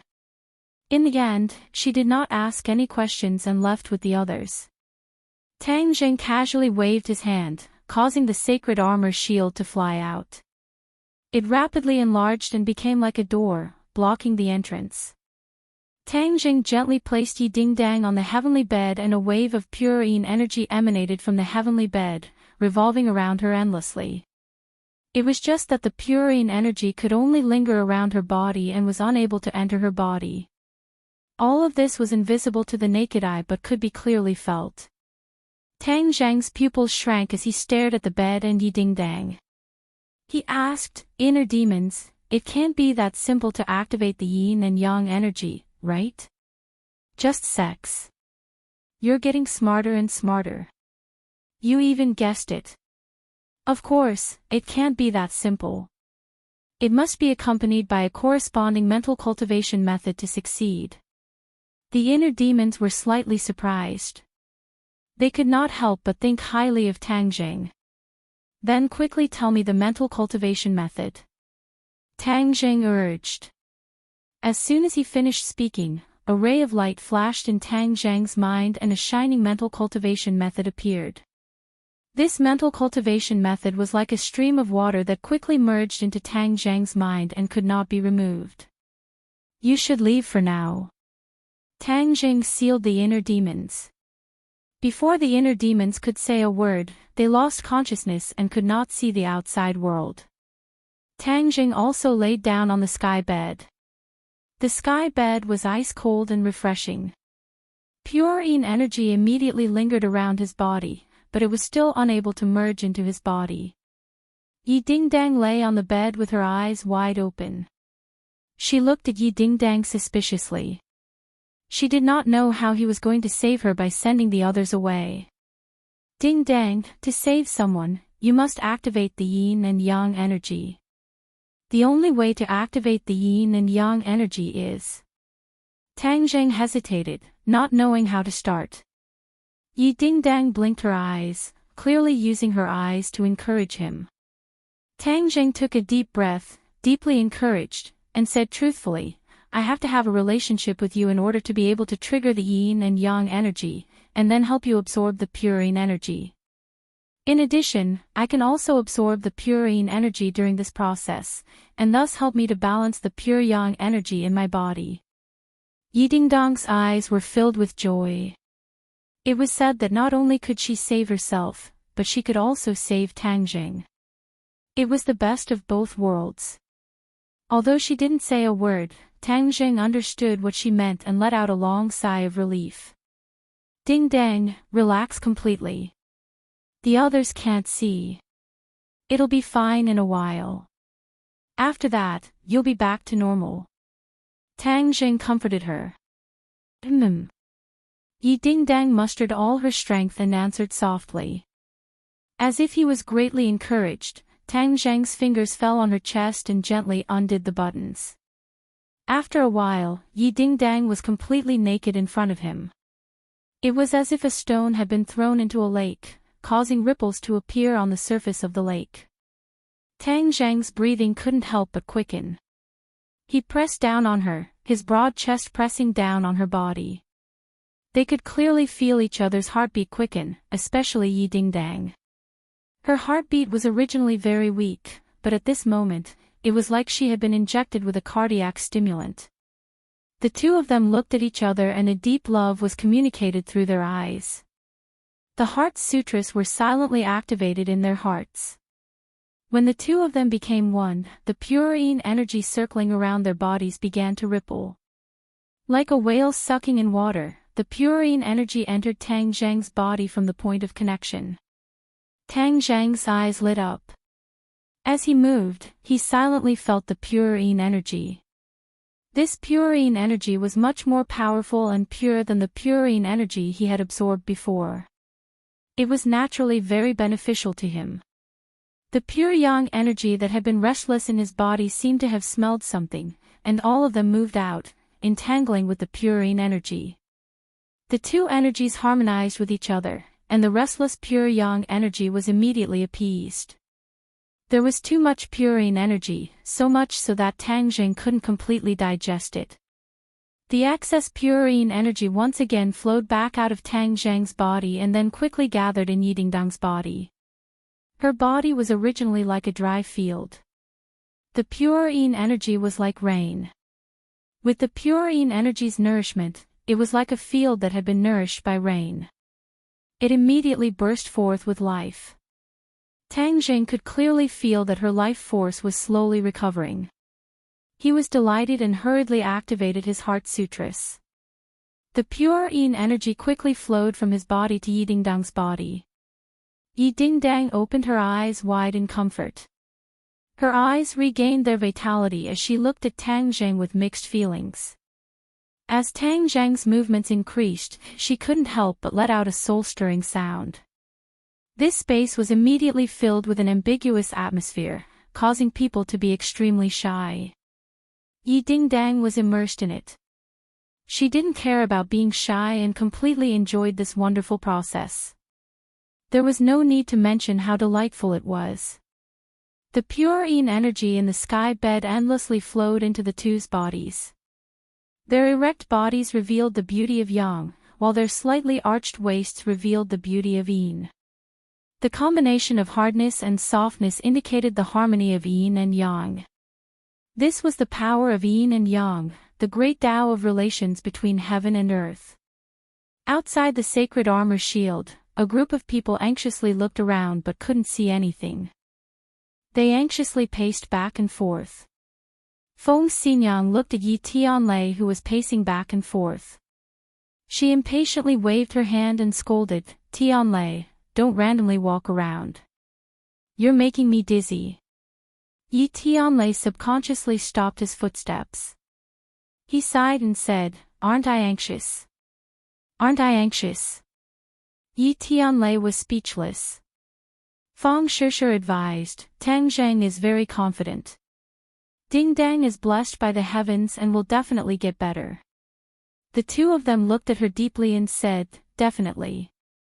Empyrean Fairy wished that she could see through the sacred armor shield and see how Tang Zheng was able to use the power of yin and yang to allow Yi Dingdang to freely absorb the pure yin energy. Even she couldn't think of a way. It was hard for her to imagine that such a method really existed in this world. However, she knew her priorities, so she wouldn't rashly rush in and ruin Tang Zheng's plan.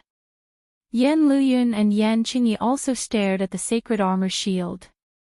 Yan Luyun couldn't suppress his curiosity and whispered, "Aunt, do you know how young Master Tang did it?"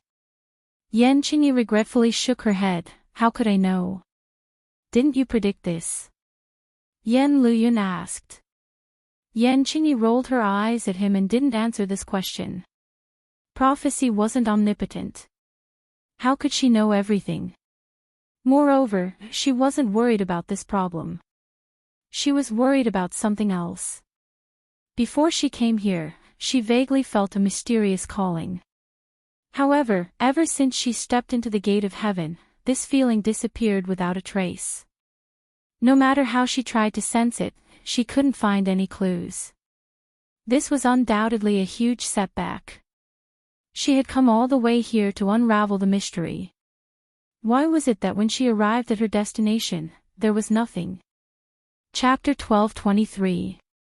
His gaze was as sharp as a knife as he looked into the distance, as if he wanted to pierce through the darkness. The Empyrean Fairy's brows furrowed. She had already heard the movement. Although the other party's voice was very soft, it still did not escape her ears. When the others saw this movement, they all jumped in fright and quickly turned their heads to look into the darkness. However, their strength was far from the Empyrean Fairies, so they did not discover anything strange. "What's wrong?" Fang Shishir asked. The Empyrean Fairy said in a deep voice, "Someone's coming." Could it be that stone giant again? Yan Luyun said in shock. No. The Empyrean Fairy immediately denied and shook her head, "The other party has already entered the gate of heaven. The stone giant is too big, so there's no way for it to enter the gate of heaven." Yan Luyun nodded resentfully and asked suspiciously, "Then who could it be? Could it be those people who died in the Sea of Death?" No one answered because they were also not sure. They all looked at the Empyrean Fairy, who was also hesitant. "Humph, who is it? Won't we know after testing it out?" Feng Xinyang was in a hurry. In order to ensure her daughter's safety, she rushed out without a care for her own safety. She was determined to investigate the situation. She was like a whirlwind as she rushed into the darkness. A light suddenly appeared, and with a cry of alarm, a person flew out from the darkness. This scene attracted everyone's attention, especially the person who flew out. Feng Xinyang. Yi Tianlei cried out in alarm. He jumped up like a cannonball and caught Feng Xinyang. In just one exchange, Feng Xinyang was actually defeated. She flew back with a pale face. It was obvious that she had suffered a loss in the dark. The others stared in front of them in shock. It was so dangerous in the dark. Feng Xinyang was not a match for it. One had to know that Feng Xinyang was someone who had barely touched the edge of the Grandmaster realm. Ever since their fates had been tied together with Tang Zheng's, Tang Zheng had spared no effort in helping them on their path of cultivation, causing their cultivation to soar, far surpassing their normal cultivation speed. Yi Tianlei was slightly weaker than Feng Xinyang, so when he saw that she was not on the same level as him, he immediately understood the danger. But when he saw his wife's pale face, he felt like he was about to spit out a mouthful of anger. Feng Xinyang saw through his thoughts and quickly grabbed his sleeve. She advised, "Don't, we have to protect this door and not let the bad guys take half a step into the minefield. This is the most important thing." Yi Tianlei felt as if a bucket of cold water had been poured over his head. He immediately calmed down. Unwilling to accept this, he glared fiercely at the darkness. "You're saying that there really are people in the dark?" Empyrean Fairy did not act blindly without thinking. The enemy situation was unclear. For the sake of the big picture, it was better to clarify things first. Feng Xinyang said weakly, "Yes, and it's a martial artist." No one doubted her judgment. This was information that she had almost exchanged with her life, so it could not be false. Martial artist? Empyrean Fairy raised her eyebrows. How could there be a martial artist in this place? The gate of heaven was so mysterious that it was impossible for outsiders to find it. How could it be like a tail, following them here? The others' expressions also became serious. Good people did not come, and those who came had ill intentions. The other party deliberately hid in the dark, so there must be a conspiracy. Did you predict this? Empyrean Fairy asked Yan Qingyi curiously. Yan Qingyi shook her head blankly. No, I only predicted the scene in the painting. I'll go check it out. Feng Shishir volunteered. Don't. Yi Tianlei and his wife stopped her at the same time. Everyone knew how important Feng Shishir was to Tang Zheng. Naturally, they would not let her take the risk. If something happened to her, then Tang Zheng would go crazy. Empyrean Fairy stepped forward and said, "I'll meet them and see who they are." She could already confirm that the people who came were not from this island, but guests from the outside world who had just arrived. She knew a thing or two about the various powers in this world. Maybe the people in front of her were old acquaintances. Go. The Empyrean Fairy pointed her finger and a beam of light shot out from her hand. The painting of mountains and rivers of the gods of earth and Vale was suspended in midair. It shone brightly like a ball of light, dispelling the darkness and gradually revealing everything. Empyrean Fairy followed like a shadow and flew into the darkness with the mountain river map.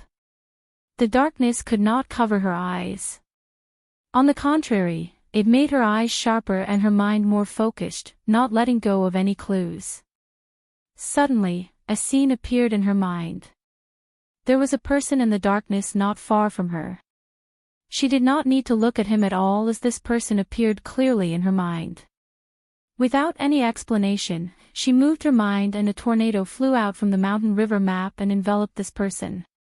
Before the other party could make a sound, he was sent flying into the sky and hit the dome hard. With a thud, his head drooped and he fell limply to the ground, no longer breathing. In a few moves, she had eliminated an enemy. She did not let her guard down because she knew that the danger was not over yet. Instead, there was an even greater danger lurking in the darkness. The person who came was indeed a martial artist. At least, the person she eliminated was a martial artist. Moreover, his cultivation was not low at all.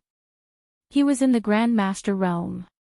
In the past, the Grand Master realm was the peak of cultivation in this world. But now, everything had changed. Grand Masters were gradually becoming more common. This was the change brought about by the advancement to a great world. Not only did it benefit cultivators, but even martial artists also benefited. Of course, it was a fool's dream for ordinary martial artists to advance to the Grand Master realm. From this point of view, the enemy's vanguard was a Grand Master martial artist, so the enemy hiding behind was more powerful. However, Empyrean Fairy was not afraid. Instead, she was somewhat angry. The divine gate was a gift left for her by the Emperor of Heaven, but it was trampled by these ungrateful people with evil intentions. This was a great disrespect. How could she just let it be? She walked step by step into the darkness with a frosty expression. Suddenly, 2 attacks came silently from the darkness. She did not blink or even turn her head. She pointed her finger lightly and 2 forces passed through the darkness. Puff, puff. 2 flowers of blood bloomed in the darkness. 2 people fell to the ground. Empyrean Fairy did not show mercy. These people were sneaking around. They were enemies and not friends. She had never shown mercy to her enemies. One person in the darkness did not react. No one even whispered to each other. This was a team with strict organization and discipline. It made people shudder. Humph, if you don't show yourself, I'll kill all of you. Let's see how long you can hide. Empyrean Fairy snorted angrily. Suddenly, another person appeared in the darkness. He clearly appeared in her mind. She was about to do the same thing, but when she was about to get close to him, he disappeared. How could a person disappear? Moreover, he was within the range of her perception. This was too abnormal. She immediately realized that something was wrong. She was on full alert. The mountain river map flew down and tried to strengthen her defense. However, all of this had already happened. A hand silently appeared behind her and slapped towards her back. The fingers of the hand were slender and well trimmed, like a woman's hand. They were sparkling and shiny. The Empyrean Fairy's hair stood on end. Even her hair was about to stand up. She didn't even turn around. Instead, she slapped her palms back from below her ribs at a very strange angle. Bang, bang. There were 2 muffled sounds. Both of them stepped back at the same time. A strong force came from her palms and passed to every cell and every meridian. She clearly felt the shock of the power. Her pupils shrank slightly. She twisted her neck, trying to find the enemy in the darkness. However, the enemy seemed to be one with the darkness. Even her perception was ineffective. She frowned in dissatisfaction and muttered to herself, "Are you playing hide-and-seek with me? This is the heavenly gate, my territory. You've chosen the wrong place." She could no longer hide the anger in her words. Her long hair and clothes fluttered in the absence of wind. She slowly rose into the air. The mountain river map cast a ray of light and enveloped her. In the darkness, she was a ray of light. The darkness around her was quickly dispelled. More and more places were exposed to her vision. Mountain river map, shine on the earth. She gently opened her mouth and a clear voice like a sweet spring burst out. It resounded through divine gate and spread to every corner. Feng Shishir and the others watched this scene without blinking. The various methods displayed by the mysterious maiden of the 9 heavens could be said to be miraculous, causing people to yearn for and admire her. Whoosh! A ray of light bloomed from the mountain river map. In an instant, the mountain river map was like a scorching sun, shining on the earth and illuminating every corner. There was nowhere to hide. The 9 heavens maiden looked down at everything from above. Not a single clue could escape her fiery golden eyes. Her expression changed as she looked at the enemy who had exposed themselves in surprise. The others also widened their eyes and looked at the group of uninvited guests in surprise. There were 20 to 30 enemies. Each of them was vigorous and imposing. One could feel the powerful aura coming from them just by looking at them. These people were wearing masks. Their faces could not be seen clearly. They were silent, but they gave off a strange oppressive feeling. It was hard to breathe. Who are these people? Feng Shishir asked in surprise. She had never seen these people before, especially so many martial arts experts. They were like bamboo shoots after a rain, suddenly emerging from the soil. The others shook their heads, especially Yan Luyun and Yan Qingyi. They were descendants of aristocratic families and knew a lot of inside information. They understood what these martial arts experts meant. In the past, if a family had one or two of these experts, they would be able to stand tall. But now, there were dozens of them. Could it be that martial arts experts could be mass-produced? No one knew the answer. Seeing the details in the darkness, they were full of questions. Empyrean Fairy could see more clearly. These dozens of people were at least martial arts masters. This made her daydream and even more puzzled. In today's world, it was very difficult to cultivate so many martial arts masters. Although she was not a martial artist, she knew a thing or two. Chapter 12:24. This group of people were all wearing masks, giving off a cold vibe. It was hard to see through them. Who are you? The Empyrean Fairy scolded. No one answered her.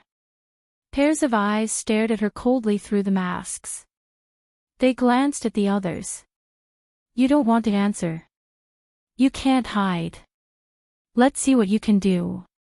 The Empyrean Fairy snorted and activated her spell. The painting of mountains and rivers of the gods of earth and Vale shone brightly like the sun, forcing people to close their eyes subconsciously. Kill! She ordered in her heart. Swoosh! Swoosh!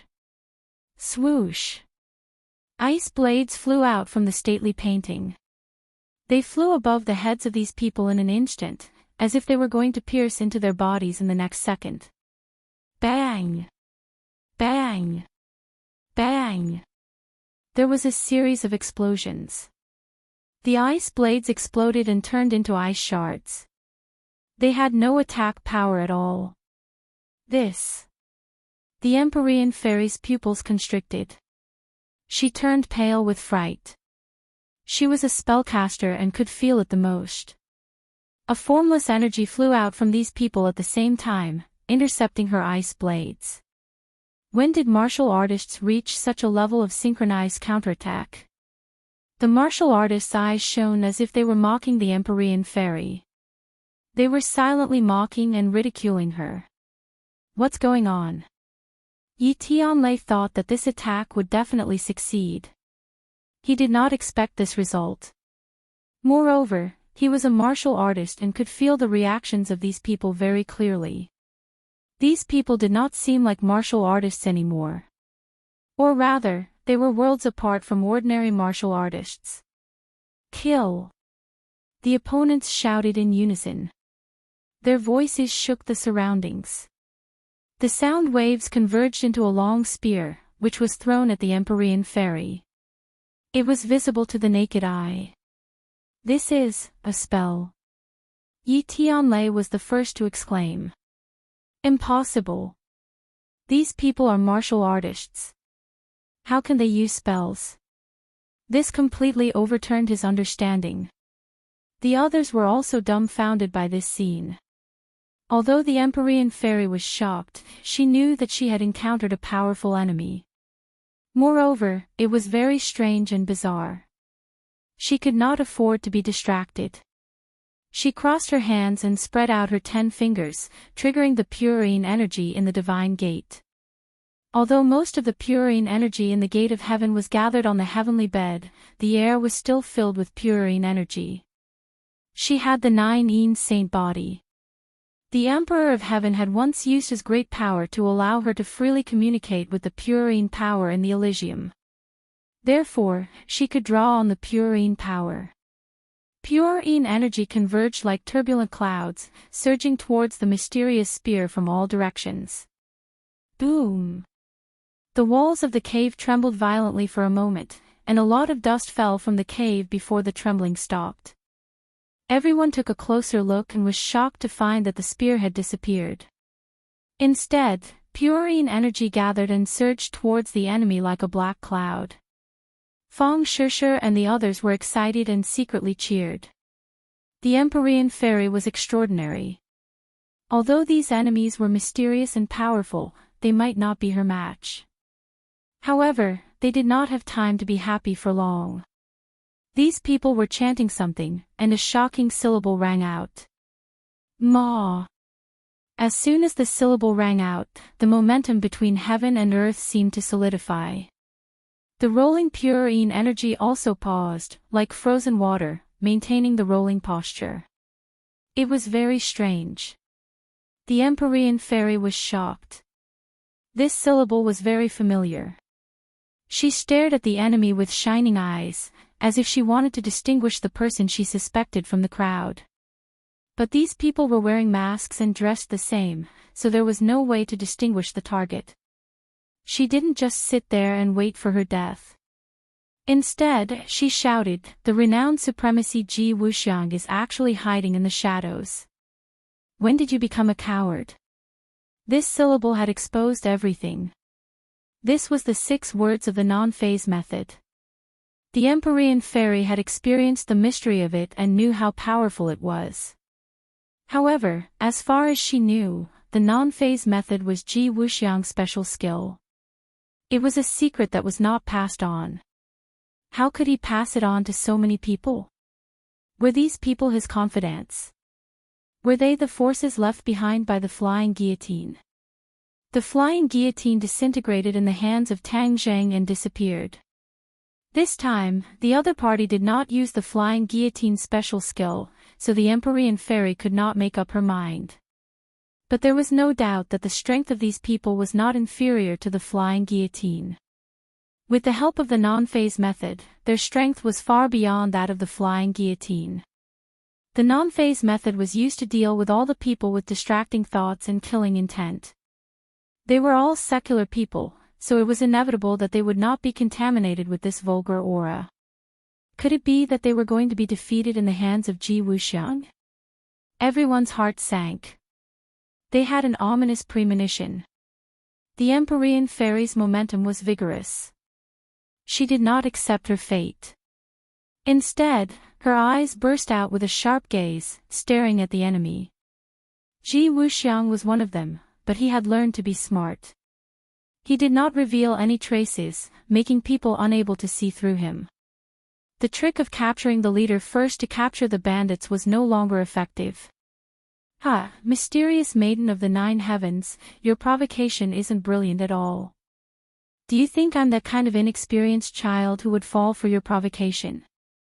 Ji Wuxiang's voice rang out, reverberating through the crowd, making it impossible for people to lock onto him. The Empyrean fairy remained calm and collected. Her eyes searched the crowd for a long time, but she did not find anything. "In fact, this time, thanks to you, I can find the legendary gate of heaven." Ji Wuxiang spoke again, taking pleasure in other people's misfortune. The gate of heaven is the most mysterious secret territory of the Fu clan. It hides great secrets and treasures. If you can see through the mystery, you will become the new generation of Emperor of Heaven. I will gladly accept this big gift." The Empyrean fairy's face darkened. She said, wild ambition. But you will be disappointed. I don't know where you heard this false rumor, but it is too wrong. The gate of heaven is only an island. How can it be the secret territory of the Fu clan, not to mention the treasures and becoming the Emperor of Heaven? It is simply a bunch of nonsense. The Empyrean fairy's powerful rebuttal did not seem to be a lie. Ji Wuxiang hid in the crowd and stared at her with a pair of bright eyes, wanting to see through her appearance and see her true nature. You think I will believe this kind of lie that can fool a 3-year-old child? Ji Wuxiang's voice sounded again. It is up to you whether you believe it or not. I am speaking the truth. If this is true, then why did you come to the gate of heaven? Ji Wuxiang did not know that they were here to save Yi Dingdang. He thought that they were here to uncover the treasures and secrets of the gate of heaven. You actually did not know what we were here for, and yet you chased after us. Your intelligence network is clearly not as efficient as you think it is. The Empyrean fairy said sarcastically. Without a doubt, the news must have been leaked. That was why Ji Wuxiang was like a cat that smelled blood and chased after them. Ji Wuxiang was not angry at all and said calmly, no matter what you are here for, you have brought me to the gate of heaven. This is a great reward. You said that there is nothing in the gate of heaven and that everything is a false rumor. Why would I believe you? I only believe in my own eyes and judgment. Ji Wuxiang obviously did not give up. He looked at the sacred armor shield behind the Empyrean fairy and the others. His eyes flashed and greedily locked onto the sacred armor shield, wanting to see through it. You said that there is no treasure, then what is behind the sacred armor shield? You are not going to tell me that there is nothing, right? Ji Wuxiang seemed to have found a flaw and thought that he had hit the nail on the head. There is nothing in there that is useful to you. The Empyrean fairy said unhappily. The heavenly bed gathered too much purine energy. It was useless to Ji Wuxiang, so what she said was the truth. However, in Ji Wuxiang's eyes, this was an extremely laughable lie. Whether it is useful to me or not is up to me to decide. It is not up to you. Ji Wuxiang said jokingly. He changed his tone and asked, Tang Zheng has been with you all this time. Where did he go? Could it be that he is inside? That has nothing to do with you. It seems like I guessed correctly. I am really curious as to why Tang Zheng went in and blocked you all outside. What is his goal? It seems like I have to go in and take a look. I cannot let him beat me to it. Hearing this, Yi Tianlei shouted, Ji Wuxiang, this is not the Azure Dragon Palace. How can you do whatever you want? If you want to go in, you will have to step over my dead body. Ji Wuxiang looked at Yi Tianlei with disdain and said, an insignificant unfilial son of the Ya family dares to be noisy in front of me. So what if I step over your dead body? It is not that difficult. Moreover, how can I be the one to clean up the family? Naturally, there will be someone to do it for me. As soon as he finished speaking, an angry roar sounded out like a thunderclap. Unfilial son, you have sided with the enemy and betrayed the Ya family. Today, I will clean up the family. One person took off his mask and shouted. Yi Xuanji, father. One by one, their eyes widened as they looked at this person in disbelief. He was actually the head of the Ya family, Yi Xuanji. When did he join Ji Wuxiang? This discovery was explosive enough to shock everyone. After all, he was the head of the family, yet he had actually given himself to Ji Wuxiang. Suddenly, everyone remembered what Tang Zheng had said. The Ya family was no longer the same as before. They no longer had the glory of the past and were instead controlled by Yi Meiyu. Even Yi Ku had betrayed Yi Xuanji and submitted to Yi Meiyu. There was nothing more to it than the betrayal of the family. Yi Xuanji was disheartened, and it was not impossible for him to submit to Ji Wuxiang. However, looking at Yi Xuanji's crazy and stubborn eyes, everyone realized that he had changed from before. The last bit of calmness and peace had disappeared, leaving behind only a vicious aura. Perhaps as long as it was a member of the Ya family, he would want to get rid of them as soon as possible. At this moment, Yi Xuanji's thoughts were indeed like this. He had fallen into the abyss of paranoia and was unable to extricate himself. He only remembered that Yi Tianlei had different opinions with him and left the Ya family, but he did not remember Yi Tianlei's contributions and what he had done to Yi Tianlei's family. Chapter 1225. Hearing Feng Xinyang's accusation, Yi Xuanji was so angry that his entire body trembled. He glared at her and shouted, "Feng Xinyang, I shouldn't have agreed to let you marry into the Ya family. That's why this unfilial son listened to your instigation and betrayed the Ya family. You evil woman." This accusation did not anger Feng Xinyang in the slightest. Her nerves were thick, and she had been tested for a long time. She had long been accustomed to these kinds of rumors, so she said disapprovingly, "Tianlei is sensible, he knows who is better for him. You keep saying that you are good for him, but in reality you are doing it for your own benefit. You are simply the scum of your father." Since they had already shed all pretense of cordiality, she might as well be more thorough. Feng Xinyang's fiery personality exploded and did not leave him any face. Yi Xuanji's entire body trembled. His face turned red and green.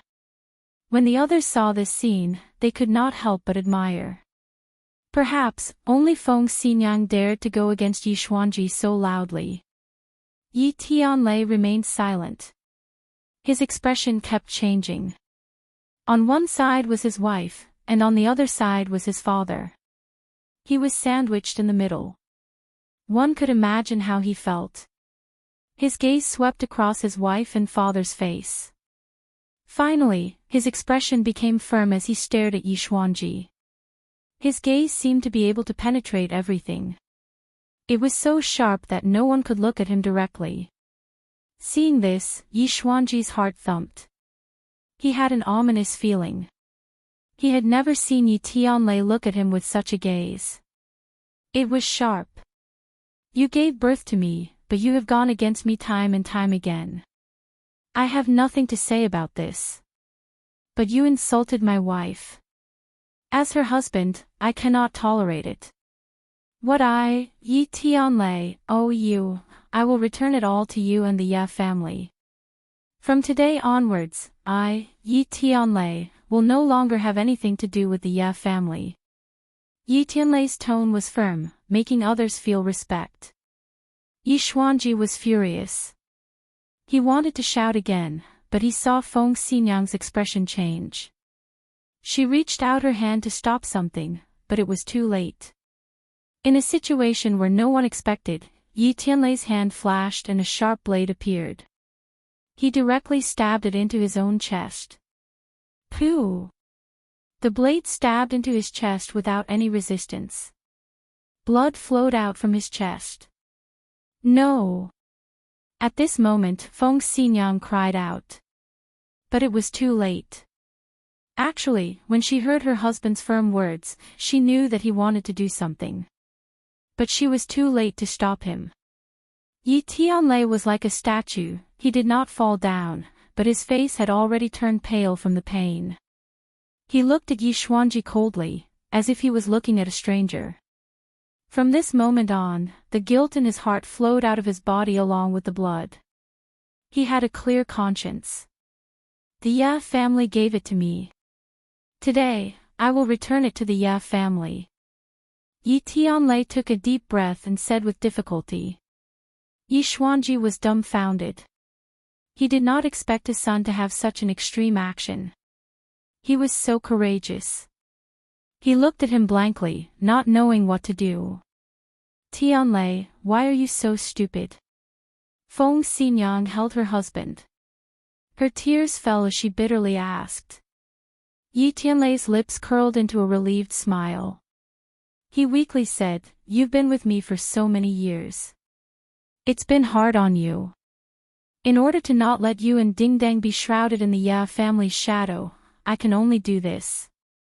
I have a clear conscience." Stupid. You're really stupid. Feng Xinyang was already unable to say more. Because she understood her husband. Her heart ached for him. Tianlei, hold on. I will save you. She was very clear that the sharp blade had already pierced his chest. The situation was very critical. If she did not save him in time, she might lose her husband. But she was not good at medicine. She could only ask the Empyrean fairy for help. Please, save him. The Empyrean fairy pointed at his chest and protected his heart. She protected his last bit of life. The blood immediately stopped. She took out a pill and said, "Feed him." Feng Xinyang quickly took the pill. Ji Wuxiang's voice sounded at this time. "Yixuanji, do you still want to watch the show?" Yixuanji could not hold it in any more and roared, "I will clean up you unfilial descendants." He charged over. Feng Xinyang's hands were not empty. She could not stop him. Moreover, her cultivation was not small compared to Yixuanji's. Whoosh! A graceful figure appeared and stood in front of Feng Xinyang to protect her. Feng Shishir. She finally made her move. She was not used to seeing all this. Although she did not hate evil like Yi Dingdang and had a fiery personality, she was still very righteous. She could not hold back her anger and charged towards Yixuanji. Yixuanji did not put Feng Shishir in his eyes at all. He snorted in disdain, "Little girl, you don't know what's good for you. Then I'll fulfill your wish." He already had the intention to kill. With a flash of his sword, Yixuanji's sword had already arrived in front of Feng Shishir. His sword technique had absorbed a lot of the wind-chasing sword technique's essence. Although he could not fully grasp its essence, it was still very powerful. Feng Shishir had just broken through to the Golden Core realm not long ago. She was equivalent to a master-level martial artist. Yixuanji had trained hard for his entire life and was only a master-level martial artist. However, he did not know how powerful Feng Shishir was. He thought that he would definitely win. Feng Shishir would become a ghost under his sword. Feng Shishir stared at the cold light coming towards her. She moved lightly and silently dodged the attack. Yixuanji was shocked. He was surprised by Feng Shishir's reaction. However, he did not pay much attention to it. Subconsciously, he thought that it was just a coincidence. Feng Shishir was just too lucky. But in the next second, he wanted to slap himself. Feng Shishir came to his back without leaving a trace. With a flash of light in her hand, she had already reached Yixuanji's back. Yixuanji's hair stood on end. He was shocked. Relying on his many years of battle experience, he quickly turned sideways and stabbed Feng Shishir with his sword. Feng Shishir did not have enough battle experience. She greatly underestimated Yixuanji's reaction. When she saw the sharp sword coming straight for her, she was already too late to react. The sharp sword pierced her body ruthlessly, but it only made a small cut on her clothes before it stopped. Yixuanji looked at this scene as if he had seen a ghost.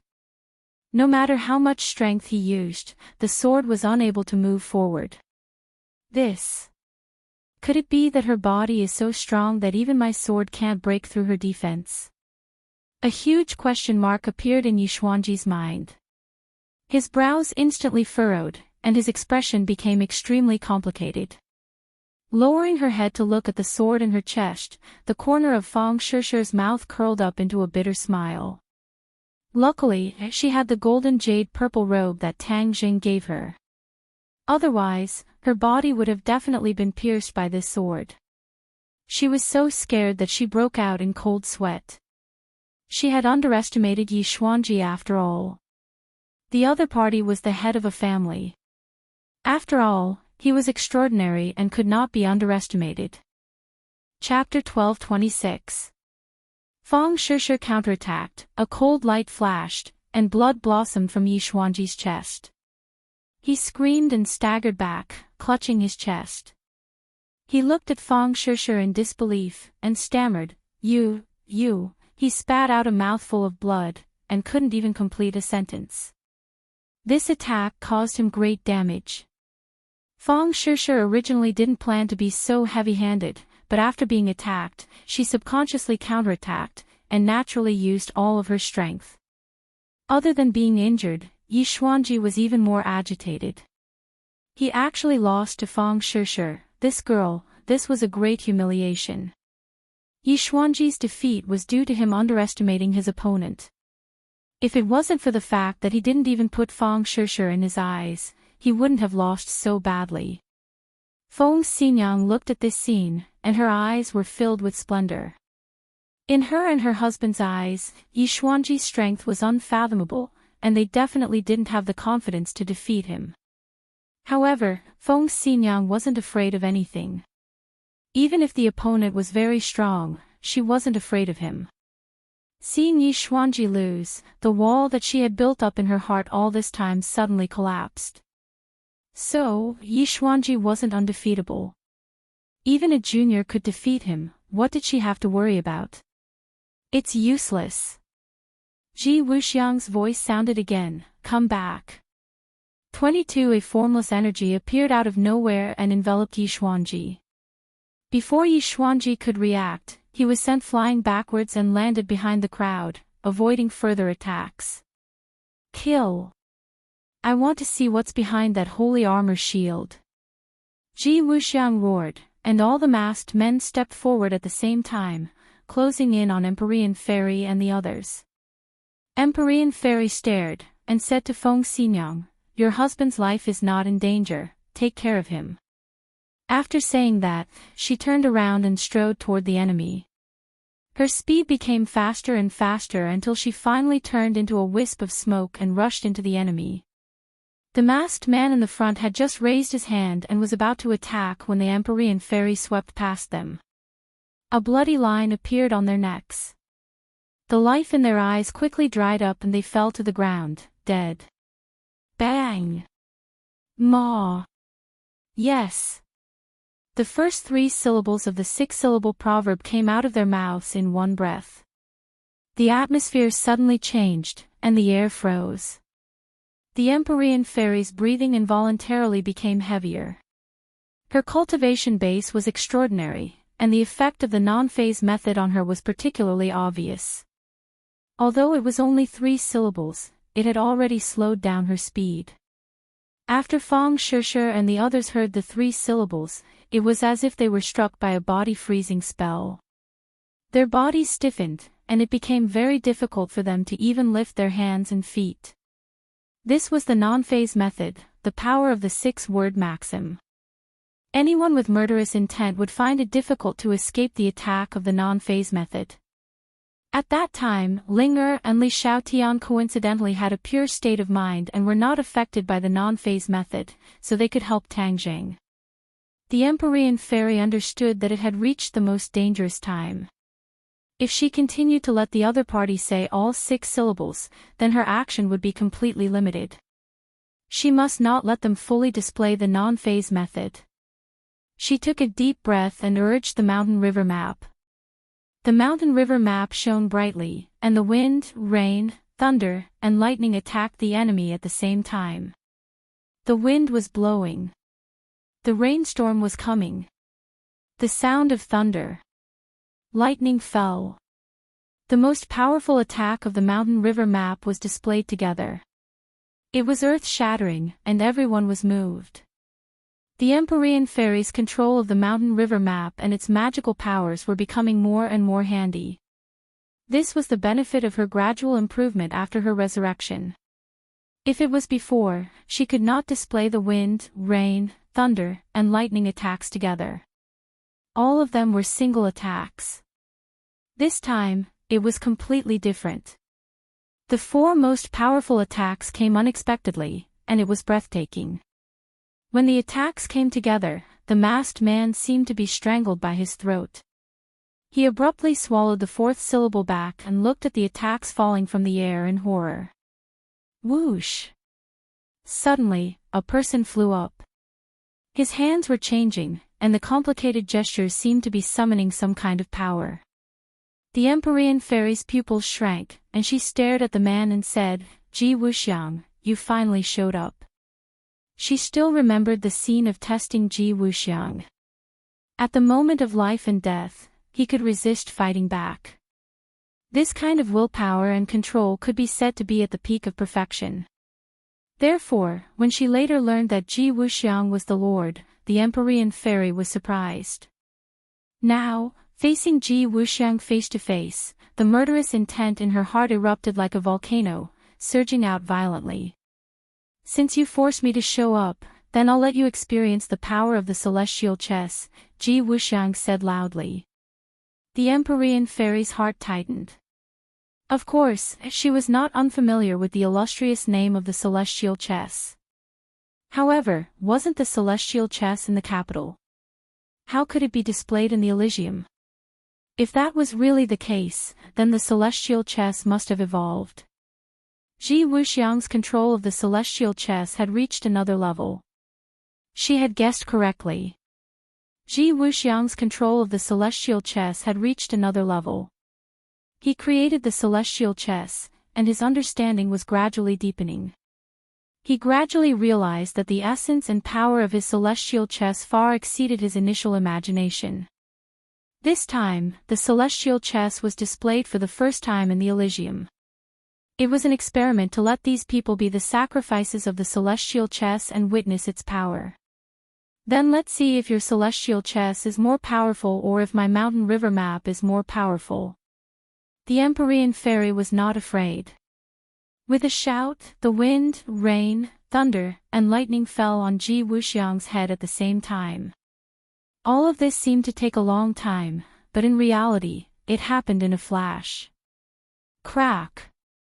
Ji Wuxiang's mask was split into two by an invisible force, revealing that familiar face. His cold and hard face was like a block of ice, and his eyes were even more like 10,000 years old ice that emitted a chilly aura, revealing a breathtaking aura. He slowly clenched his fist and roared with an imposing aura, "World return to origin." Whoosh whoosh. The aura between heaven and earth changed rapidly and gathered in his palm, as if the world was tied to his 5 fingers. A mysterious aura burst out from his palm. The wind, rain, thunder, and lightning stopped abruptly in front of his fist, forming a strange giant ball of light. A mysterious force seemed to be imprisoning them, making them unable to break free. Ji Wuxiang's eyes lit up, and he was in high spirits. He said in a deep voice, "A world returned to origin, between the palm of my hand, thousands of changes, but it does not deviate from its origin." He paused for a moment, and then blurted out a word. "Break." Boom. A deafening sound completely covered the word break. A ray of white light exploded. It was the wind, rain, thunder, and lightning that had exploded. The powerful shock wave caused the walls to rustle and fall down, and sand and stones flew everywhere. It was a terrifying scene. The attack of the wind, rain, thunder, and lightning disappeared. The word break caused it to collapse and disappear into nothingness. A look of disbelief flashed across the Empyrean fairy's eyes. She knew that Ji Wuxiang's cultivation was definitely not comparable to hers, but why was he so powerful? Impossible. She subconsciously shook her head, unwilling to believe this scene. However, this was the truth. The power of the heavenly chess in Ji Wuxiang's hands was beyond imagination. No wonder he dared to follow them to the gate of heaven from so far away, and wasn't afraid of encountering the Empyrean fairy. "No, this is the gate of heaven, the only thing my father left me. How can I just give it to him?" The Empyrean fairy gritted her teeth and silently warned herself, her eyes bursting with light. Ji Wuxiang's expression became a little strange. He also didn't expect the newly comprehended world return to origin to have such power. It was far beyond his imagination. He was overjoyed, and he understood the value of the heavenly chess even more. The heavenly chess was a new thing that he created by summing up the experience of the ancients, and then combining it with his own strange ideas and unique insights. He only knew a little about the heavenly chess. Now that he saw the new power of the heavenly chess, he couldn't help but feel a strong sense of pride. This was his great achievement. From ancient times until now, it was hard to find a martial artist who could be compared to him. His confidence soared, and his other hand clenched into a fist. He glared at the Empyrean fairy and said, "Do you still think you can stop me? The gate of heaven is mine, and the secrets of the gate of heaven will also belong to me. I will become the new emperor of heaven, haha." His wild laughter resounded through the gate of heaven. "Congratulations, honorable lord. Congratulations, honorable lord. Your divine power is unparalleled, and you will unify the world." The masked men all knelt down in front of Ji Wuxiang and shouted in unison. Ji Wuxiang floated in midair, his demonic charm wild, his clothes fluttering, and his domineering aura unparalleled. When Feng Shishir and the others saw this scene, they couldn't hide their shock. The Empyrean fairy was already synonymous with invincible in their hearts, but now this scene happened. Ji Wuxiang actually blocked her attack. Just now, the combined attack of the wind, rain, thunder, and lightning had caused a deep shock in their hearts, allowing them to experience the terror of a true expert's attack. In their eyes, this level of attack was impossible to block, but reality proved that their thinking was too simple. Is this the power of the heavenly chess? How can the heavenly chess be so powerful? Many questions arose in their minds. Ji Wuxiang glanced at them from the corner of his eyes and also noticed their reactions. He said, "You people are just like ants. It's your honor to be able to witness the power of the heavenly chess. You can die in peace." F***CKU, nonsense. Feng Xinyang roared in exasperation. Feng Shishir took a step forward and said, "Don't think that everyone is afraid of you. Even if we die, what is there to be afraid of?" After saying this, she turned her head to look in the direction of the sacred armored shield and said in her heart, "Tang Jing, you must heal Ding Dang. You must survive." Everyone's hearts burned with a sense of tragedy. They all stood straight like swords that would rather break than bend. They were proud and awe-inspiring, causing others to respect them. Ji Wuxiang clearly understood their determination. He snorted and disdainfully said, "A group of reckless idiots. Then I will fulfill your wishes." Everyone got into their stances. Even Yan Qingyi, who didn't know any martial arts, stopped and clenched her fists. Her expression was resolute. At the same time, a thought appeared in her mind. Could it be that the voice that led her here wanted her to die? Chapter 12:27. The atmosphere was solemn and stirring, affecting everyone. Everyone walked towards Ji Wuxiang. Every step they took was very steady, as if they weighed a ton. Bang! Bang! Bang! The sound of footsteps hit the deepest part of everyone's heart. It was like a heavy blow again and again, shaking people's hearts. The Empyrean fairy took the lead and walked at the front. Her expression was firm and there was no trace of fear. Unlike the others, she did not have the solemn and stirring feeling of generously dying. Her pair of beautiful almond-shaped eyes stared straight at Ji Wuxiang. Their eyes met. There were no sparks, but the air seemed to have frozen between them. Other than the sound of footsteps, it was so quiet that it made people's hearts stop. Ji Wuxiang looked at this group of people indifferently. He did not hide the disdain and contempt on his face. His stretched fingers once again slowly clenched into a fist and clenched it tightly. "The world returns to its origin." These 4 words burst out of his mouth like a volcanic eruption. A huge amount of energy seemed to burst out as well. In an instant, it shrouded the divine gate. Everyone felt their hearts tighten. The feeling of suffocation fell from the sky and suppressed them until they could not breathe. However, they still did not stop. Instead, they counterattacked at the same time. Whoosh! Whoosh! Whoosh! Whoosh! Beams of cold light flew towards Ji Wuxiang. They stopped abruptly. Time stood still. All the weapons stopped in front of Ji Wuxiang, unable to move forward. Everyone's face was as pale as a sheet of white paper. The Empyrean fairy did not attack. She was waiting for the best opportunity and was slowly accumulating power. It's coming. She finished accumulating power. Her aura soared like the sun in the sky. Her beautiful hair fluttered and her eyes were like torches. She was mentally connected with the stately painting. A high-pitched voice rushed out of the painting. The stately painting shone brightly, completely illuminating the divine gate. Many people subconsciously closed their eyes. Some masked people tried to open their eyes wide, trying to see the appearance of the stately painting.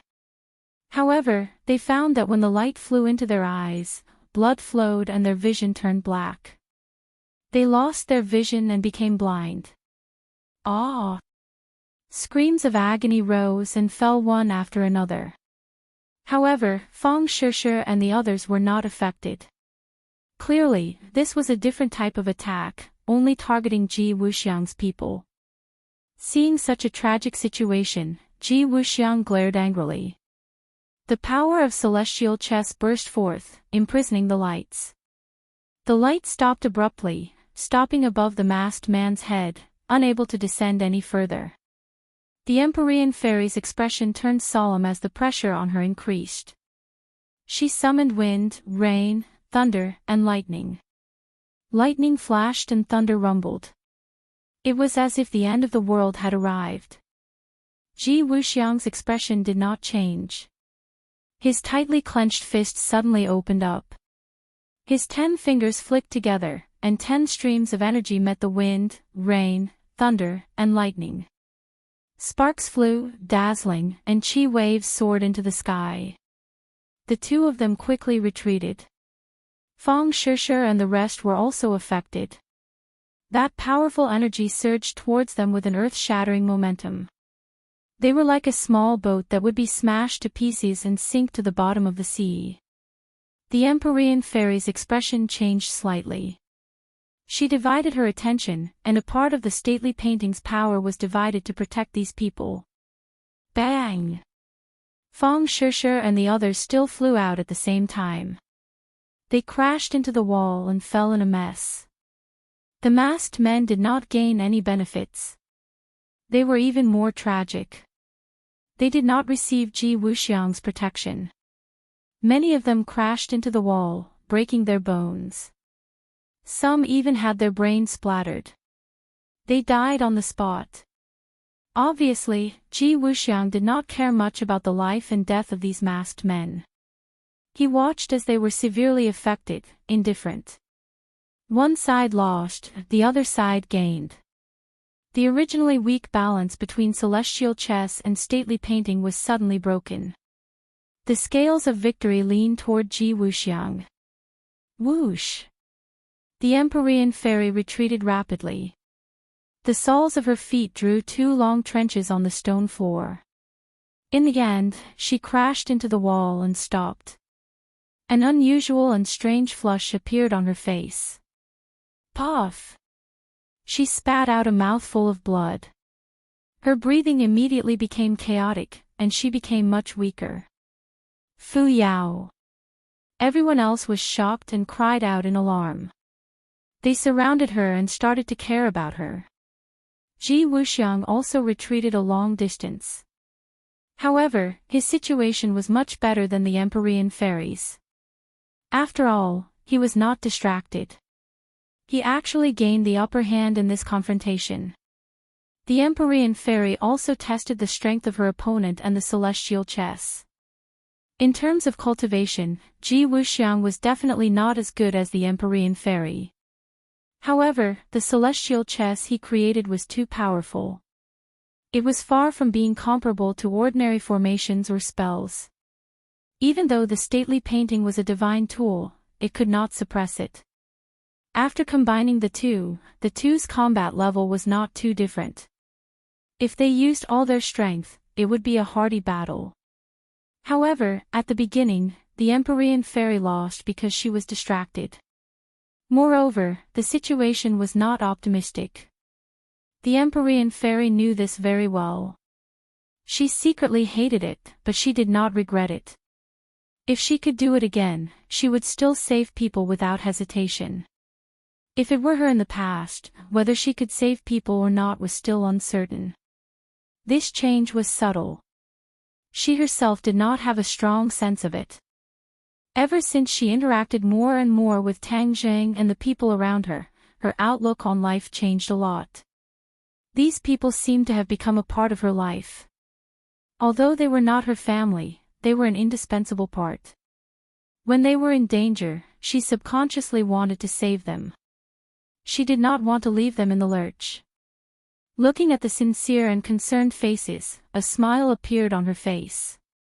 She felt that the decision she made was very wise. Although she had lost, she had saved these people. This was a victory in another sense. "Don't worry, I won't die," the Empyrean fairy comforted. "With us here, you won't be at the front anymore. You should rest first." Feng Shishir clenched her teeth and said firmly, "Yes, we will stop him. You are powerful. Find a chance to protect yourself and avenge us in the future." Feng Xinyang said solemnly. She was ready to sacrifice herself.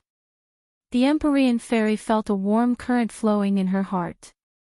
It was as if it could melt her soul. On the other hand, the masked man was either dead or injured. It was a world of difference. There was an inexplicable sadness. Ji Wuxiang did not look at them. Instead, he looked disdainfully at the Empyrean fairy and the others. He said sarcastically, "What's the use of you fighting over each other? You're going to die anyway. It's just a matter of time. It doesn't make much of a difference." Feng Shishir and the others raised their heads and looked coldly at Ji Wuxiang. "Ha, since you're looking at me like that, it means you're determined to die. I'll fulfill your wish and send you on your way." Ji Wuxiang rushed up like a whirlwind. Feng Shishir jumped up and tried to block Ji Wuxiang. However, she fell from the sky. She was defeated in one move. She was utterly defeated. Yan Liuyan's vigorous figure also rose into the sky. However, he followed suit and fell beside Feng Shishir. Feng Xinyang would rather die than surrender. She straightened her body and looked affectionately at her husband. She said, "Tianlei, don't worry. Even if I die, I'll be by your side. In my next life, I'll still be your wife and give birth to a good daughter for you." 22 After saying this, she looked affectionately at the holy armored shield. She really wanted to see her daughter again. She believed that Tang Jing would definitely protect her daughter. From the moment she met Tang Jing, she was certain of this, which was why she did not hesitate to matchmake the two of them. This was the fate of the eyes in the unseen world. Yi Tianlei looked weakly at his wife. He moved his lips but did not say anything. However, his meaning was self-evident. A tear fell from the corner of his eye. Who said that men do not cry easily? It was only because they had not been deeply hurt. In this life, he believed that his greatest achievement was not being born into the Ya family. It was not being born into the world with a halo. It was not being able to cultivate to a high realm. There were only two things that he was most proud of. They were enough for him to be proud of for the rest of his life. One of them was that he married Feng Xinyang. The other was that he gave birth to a daughter, Yi Dingdang. These two things made him feel that his life was not in vain. However, as a husband and father, he believed that the things he gave his wife and daughter were far from enough. It was just that he could not make up for everything in this life. He hoped that he could meet them again in his next life and become a family to make up for the regrets in this life. Feng Xinyang understood his gaze. To have such a husband, her life was not in vain. She resolutely turned around and walked towards Ji Wuxiang. How could Ji Wuxiang put Feng Xinyang in his eyes? He disdainfully said, "Seeking your own death." So. A gust of wind swept over and Feng Xinyang flew out. A mouthful of blood stained the clothes on her chest. Yi Tianlei closed his eyes. His heart felt like it was being stabbed by a knife. Suddenly, there were only two people left standing. The Empyrean Fairy and Yan Qingyi. Yan Qingyi was not a martial artist nor a cultivator. She could be ignored. Ji Wuxiang knew this, so he directly ignored her. The Empyrean Fairy naturally would not let the powerless Yan Qingyi charge forward. Thus, she took the lead and used her body to build the last protective wall. She protected Yan Qingyi and the people behind the sacred shield. Yan Qingyi looked at the Empyrean Fairy's back with a burning gaze. Her heart was in turmoil. She had once fantasized about how good it would be if she was so strong that she could hold up the blue sky above her head. However, she was obsessed with Tao and had no other distractions. Everything else became insignificant. She had no time to practice martial arts. Thus, all of this could only be wishful thinking. The Empyrean Fairy controlled the stately painting and once again burst out with a dazzling light. She fought with Ji Wuxiang. The two were originally evenly matched. However, due to a freak combination of factors, one was injured and the other was unharmed. There was a huge gap in their strength. In a battle between experts, a slight difference could be the key to victory or defeat, let alone a difference of this level. Thus, the Empyrean Fairy was defeated without any surprise. She fell from mid-air. The painting of mountains and rivers of the gods of earth and veil dimmed and disappeared into her body. She did not fall. Instead, she leaned against the wall and watched helplessly as Ji Wuxiang walked past her. Ji Wuxiang was like a hot knife through butter. He won by a hair's breadth. Chapter 12:28. Ji Wuxiang looked at Yan Qingyi with disdain and said, "You're a weak woman who doesn't even have the strength to truss a chicken, yet you're mixed up in this mess. Beautiful women are destined to have a short life." 520. He let out a long sigh, but he didn't have the slightest intention of showing tenderness to the fairer sex. With a flick of his finger, a gust of wind blew over, forming a wave shape in the air. Yan Qingyi was suppressed by this aura and couldn't move. She stared dumbstruck at this scene. Suddenly, a voice rang out in her mind. This voice was full of deep flavor and mysterious charm. In just a few words, it seemed to contain a profound mystery. Her heart was connected. Her eyes lit up as if she had been enlightened. Her body relaxed as if she had been relieved of a heavy burden and regained her freedom. Ji Wuxiang didn't notice this at all. He was confident in his heart as if he had already seen the scene of Yan Qingyi dying. However, in the next second, his eyes stared straight. His heart trembled as he quickly turned his head. Because Yan Qingyi had disappeared. She disappeared from under Ji Wuxiang's eyes. His attack had completely missed. This was something that was impossible, but it really happened. Why is it like this? His brain seemed to have crashed as this question immediately appeared. But there was no answer to this question. He had already realized that something was wrong. Things weren't as simple as he thought. Yan Qingyi's fingers had unknowingly touched Ji Wuxiang's back. Ji Wuxiang's hair stood on end. Although he couldn't see, he immediately realized that something was wrong. He quickly turned around and tried to block Yan Qingyi. He wanted to see what was going on. But it was all too late. Yan Qingyi's fingers had already touched his back. Ji Wuxiang couldn't describe this feeling. He had never felt this before. It was like the legendary feeling of being on the verge of death. He seemed to have touched the finger of the Grim Reaper. He flew up, like a kite with a broken string. Although he was in the air, he could clearly see the scene below. Yan Qingyi stood on the ground, looking up at him. He was still the same person. However, the look in his eyes was completely different. A person's eyes could convey many things. Ji Wuxiang knew this very well. He was the best at reading people's minds. Judging from the look in Yan Qingyi's eyes at this moment, she seemed to have completely changed into another person. She was so unfathomable that it made one's heart palpitate. Regardless of whether he was facing the Empyrean fairy or a person of high status, he had never felt that the other party was unfathomable. He was a person with an extremely high IQ and talent. Normal people would not be able to enter his eyes. Yan Qingyi's eyes were too special. This feeling arose spontaneously, and he didn't need to think too much about it. "Who are you?" Ji Wuxiang asked loudly. He knew that this was definitely not Yan Qingyi. It was impossible for a person to hide so deeply. Otherwise, it would be too terrifying. It might even surpass him by far. He did not want to admit this point. Yan Qingyi's eyes were indifferent. It seemed that in her eyes, she did not think highly of Ji Wuxiang at all. That kind of imposing manner and artistic conception of looking down on the world could not be faked. "Who are you? How dare you barge into the divine gate?"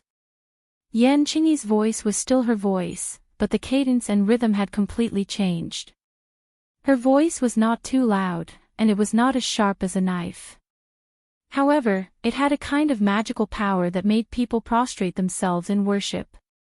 The others also saw this scene and looked at Yan Qingyi as if they had seen a ghost. All of this was indeed like seeing a ghost. It could not be explained by common sense. Yan Qingyi had completely changed into another person. The key was who this person was. Yan Luyun looked at her with a burning gaze, his eyes shining. After all, he and Yan Qingyi were family. Seeing her so powerful, he had a sense of doubt, and even more so, a sense of honor. The others were even more confused and did not know what was going on. Only the Empyrean fairy's dispirited state was swept away. She was in high spirits as she looked at Yan Qingyi without blinking. Between her eyebrows, there was an inconceivable look of pleasant surprise. She opened her mouth and muttered, "Could it be? This is..." Before she could finish speaking, Ji Wuxiang hit the wall and stopped. He spat out a mouthful of blood which dyed his clothes red. He was like a soft-footed shrimp as he softly slid to the ground. He quickly stood up straight and looked at Yan Qingyi with a complicated expression, asking, "You? Who are you? You barged into the divine gate, but you don't know who the master of the divine gate is?" Yan Qingyi asked sternly. Ji Wuxiang was stunned for a moment, then shook his head blankly and said, "Impossible, the divine gate is the Fushi clan's secret ground." "Could it be that you are from the Fushi clan? Could it be that other than the Empyrean fairy, there are other people from the Fushi clan in this world?" He racked his brains but was unable to find the answer. Yan Qingyi said indifferently, "You actually know that the divine gate is the Fushi clan's secret ground, then you still dare to have ideas about the divine gate. Aren't you courting death?" Once the word "courting death" was said, the atmosphere changed again as a fierce wind blew. This time, Ji Wuxiang was like a small boat that could capsize at any time. Ji Wuxiang felt that this was absurd and unreal. Yan Qingyi actually said the word "courting death" to him. Wasn't this the word he always used to mock others? Every dog has its day, and this time it was his turn. This was a great irony. Ji Wuxiang's face and ears were red. He took a deep breath and forcefully suppressed the fear in his heart. He gathered his courage and shouted, "So what if you are from the Fushi clan? You have already become history. You have already been eliminated by history and disappeared from this world. No matter if it is now or in the future, this world belongs to me. You are already a thing of the past." These words seemed to be to encourage himself, but it also seemed to be repeatedly instilling this idea into his mind. Ji Wuxiang was riding a tiger and could not back down. He was being roasted on the fire. He could only advance and not retreat. If he retreated, he would lose. Since Yan Qingyi's body had such a miraculous change, then it meant that the divine gate's secret was extremely important. It had an immeasurable value to him. He could not give up so easily. Yan Qingyi's change was so great that even Ji Wuxiang was shocked. His originally firm confidence seemed to have been shaken at this moment. He forcefully threw away all distracting thoughts so that he would not immediately fall apart. Yan Qingyi looked at Ji Wuxiang as if she was looking at a clown. She lightly shook her head and said, "The heavenly Tao is reincarnated. How can the Fushe clan be eliminated by history? Instead, it is you who will be eliminated by history. Today, I will let you know the power of the Fushe clan." The two's conversation conveyed too much information. Everyone stared with their eyes wide open. Wasn't this Yan Qingyi? How did she become a member of the Fushe clan? The Empyrean fairy's gaze towards Yan Qingyi gradually became sentimental. It was filled with deep emotions. That kind of affectionate look had never appeared before. It was just that everyone else was focused on Yan Qingyi and did not notice the Empyrean fairy's strange behavior. Ji Wuxiang heard this and his expression changed slightly. He forced himself to be alert. Finally, he could not withstand the heavy pressure that Yan Qingyi was transmitting. He roared and rushed forward again. Chapter 1229. Ji Wuxiang faced the heavy pressure and rushed towards Yan Qingyi. Yan Qingyi did not move. She pointed her finger and the qi in the gate of heaven changed. Ji Wuxiang's attack stopped abruptly in front of Yan Qingyi. The space seemed to have frozen as the two faced each other in midair. Their eyes met, silently clashing.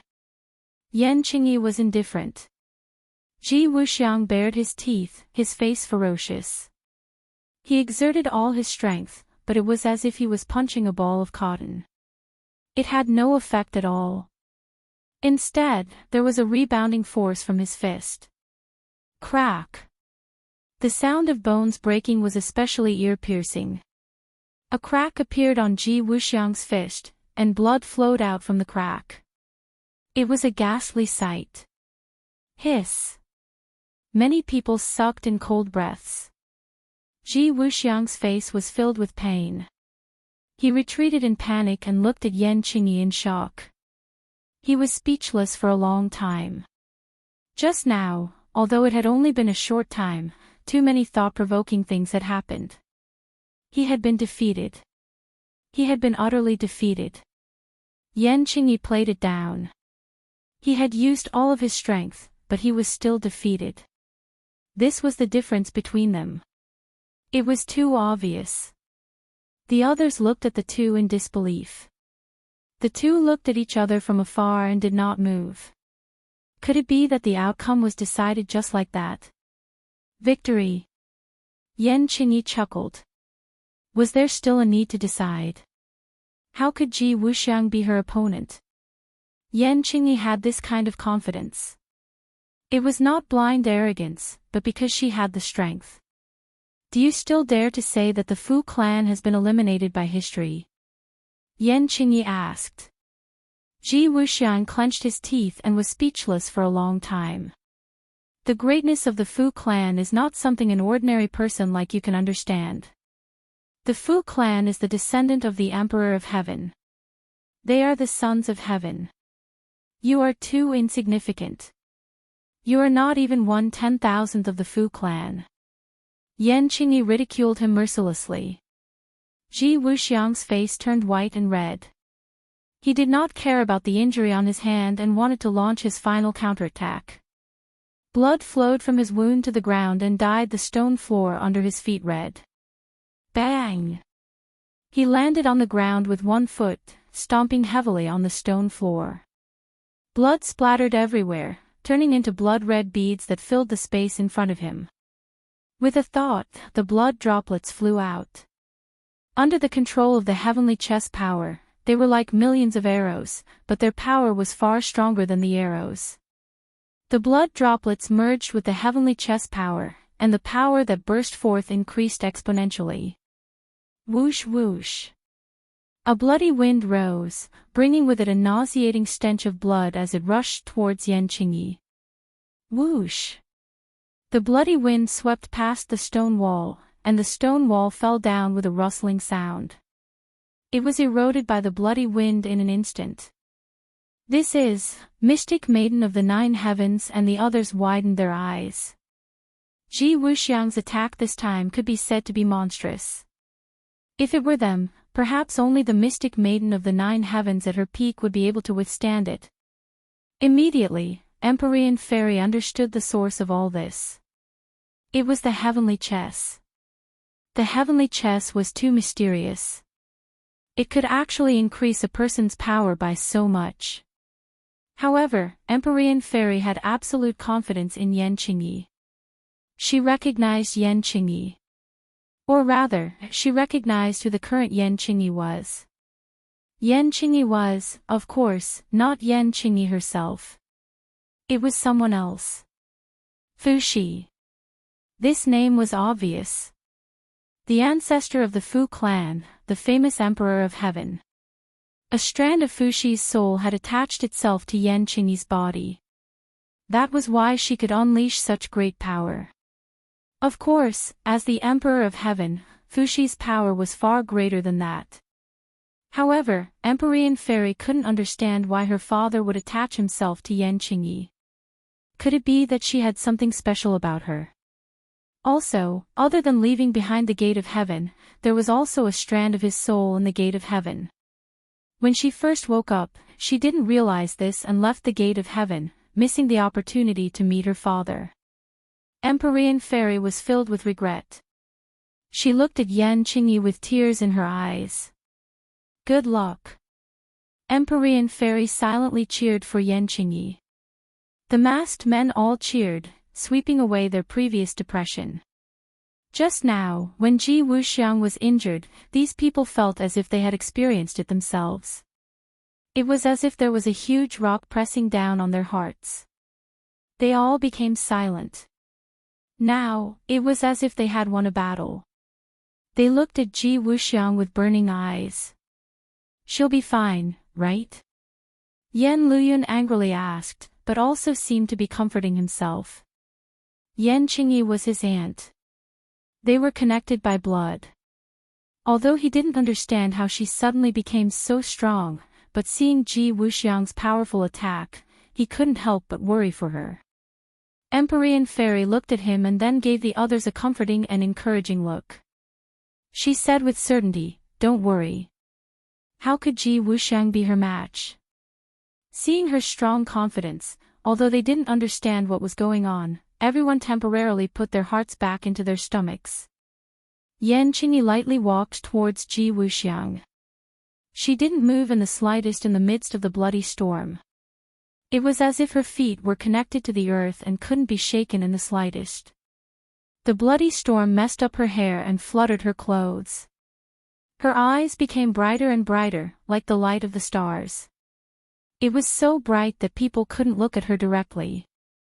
Ji Wuxiang felt as if his whole body had been scraped by a knife when her gaze swept past him.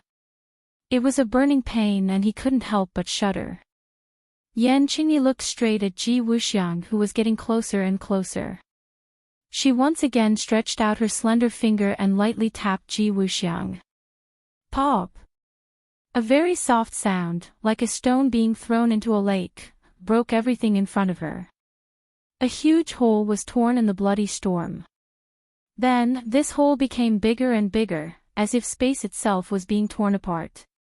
The bloody storm came to an abrupt end in this tear. There was no sound. This is, Ji Wuxiang's eyes almost popped out.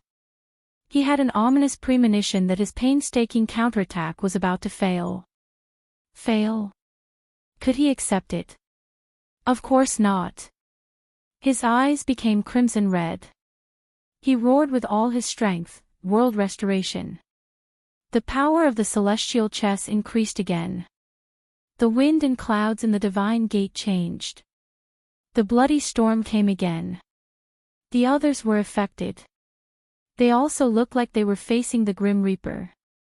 Their faces turned pale and they resisted with difficulty. Bang! Bang! Bang! A few masked men flew up like birds with broken wings. They hit the wall hard. Their heads were bleeding and their brains were splattered. They died on the spot. The Empyrean fairy took out the mountain river map to protect her companions so that they wouldn't follow in the masked men's footsteps. Swaying in the wind and rain, Yanqingyi was bathed in it, yet he was as resolute as a boulder. He didn't waver in the slightest as he calmly walked towards Ji Wuxiang. At such a close distance, they could even hear each other's breathing. "Who are you? How can you resist the celestial chess?" Ji Wuxiang swallowed his saliva and asked. "Is this the celestial chess?" "It's just a so-so," Yanqingyi said calmly. "Just a so-so." These 4 words were like a clap of thunder exploding on Ji Wuxiang's head. He swayed and almost fell down. He summed up the efforts of the ancients and spent most of his life to create the celestial chess.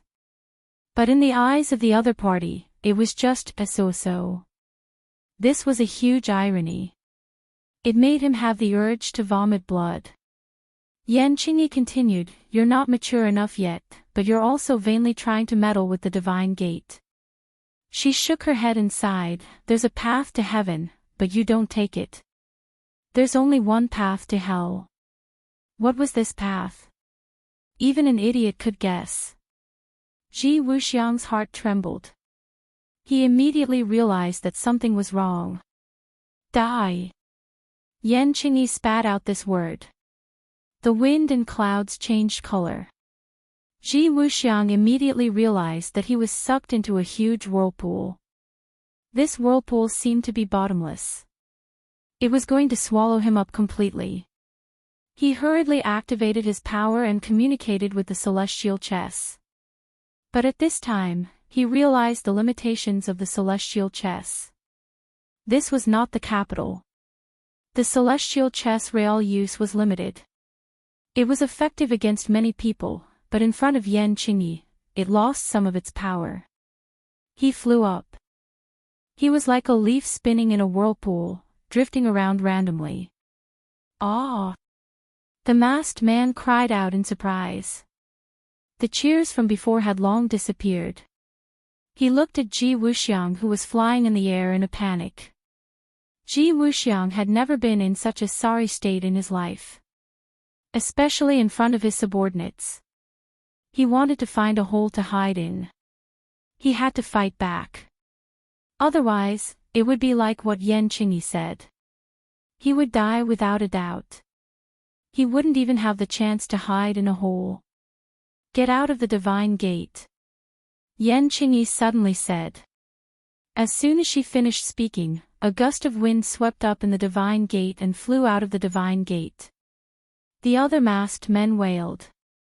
Together with Ji Wuxiang, they were swept out of the divine gate by the gust of wind and completely disappeared. The divine gate regained its peace. There was no longer any threat. However, everyone's hearts didn't return to their stomachs. Instead, they stared at Yanqingyi with burning eyes. All of this was too mysterious. Everyone was curious. Why did Yanqingyi become like this? From the beginning to the end, Yanqingyi was very calm. She looked in the direction of the divine gate's entrance and sighed deeply. The celestial chess is indeed extraordinary. The others didn't understand. She clearly didn't care about the celestial chess at all before. Why did she care so much about it now? The Empyrean fairy understood her father very well. She asked telepathically, "Could it be that you also don't have a way to completely resist the celestial chess?" Yanqingyi turned around. She swallowed the words that were about to come out of her mouth.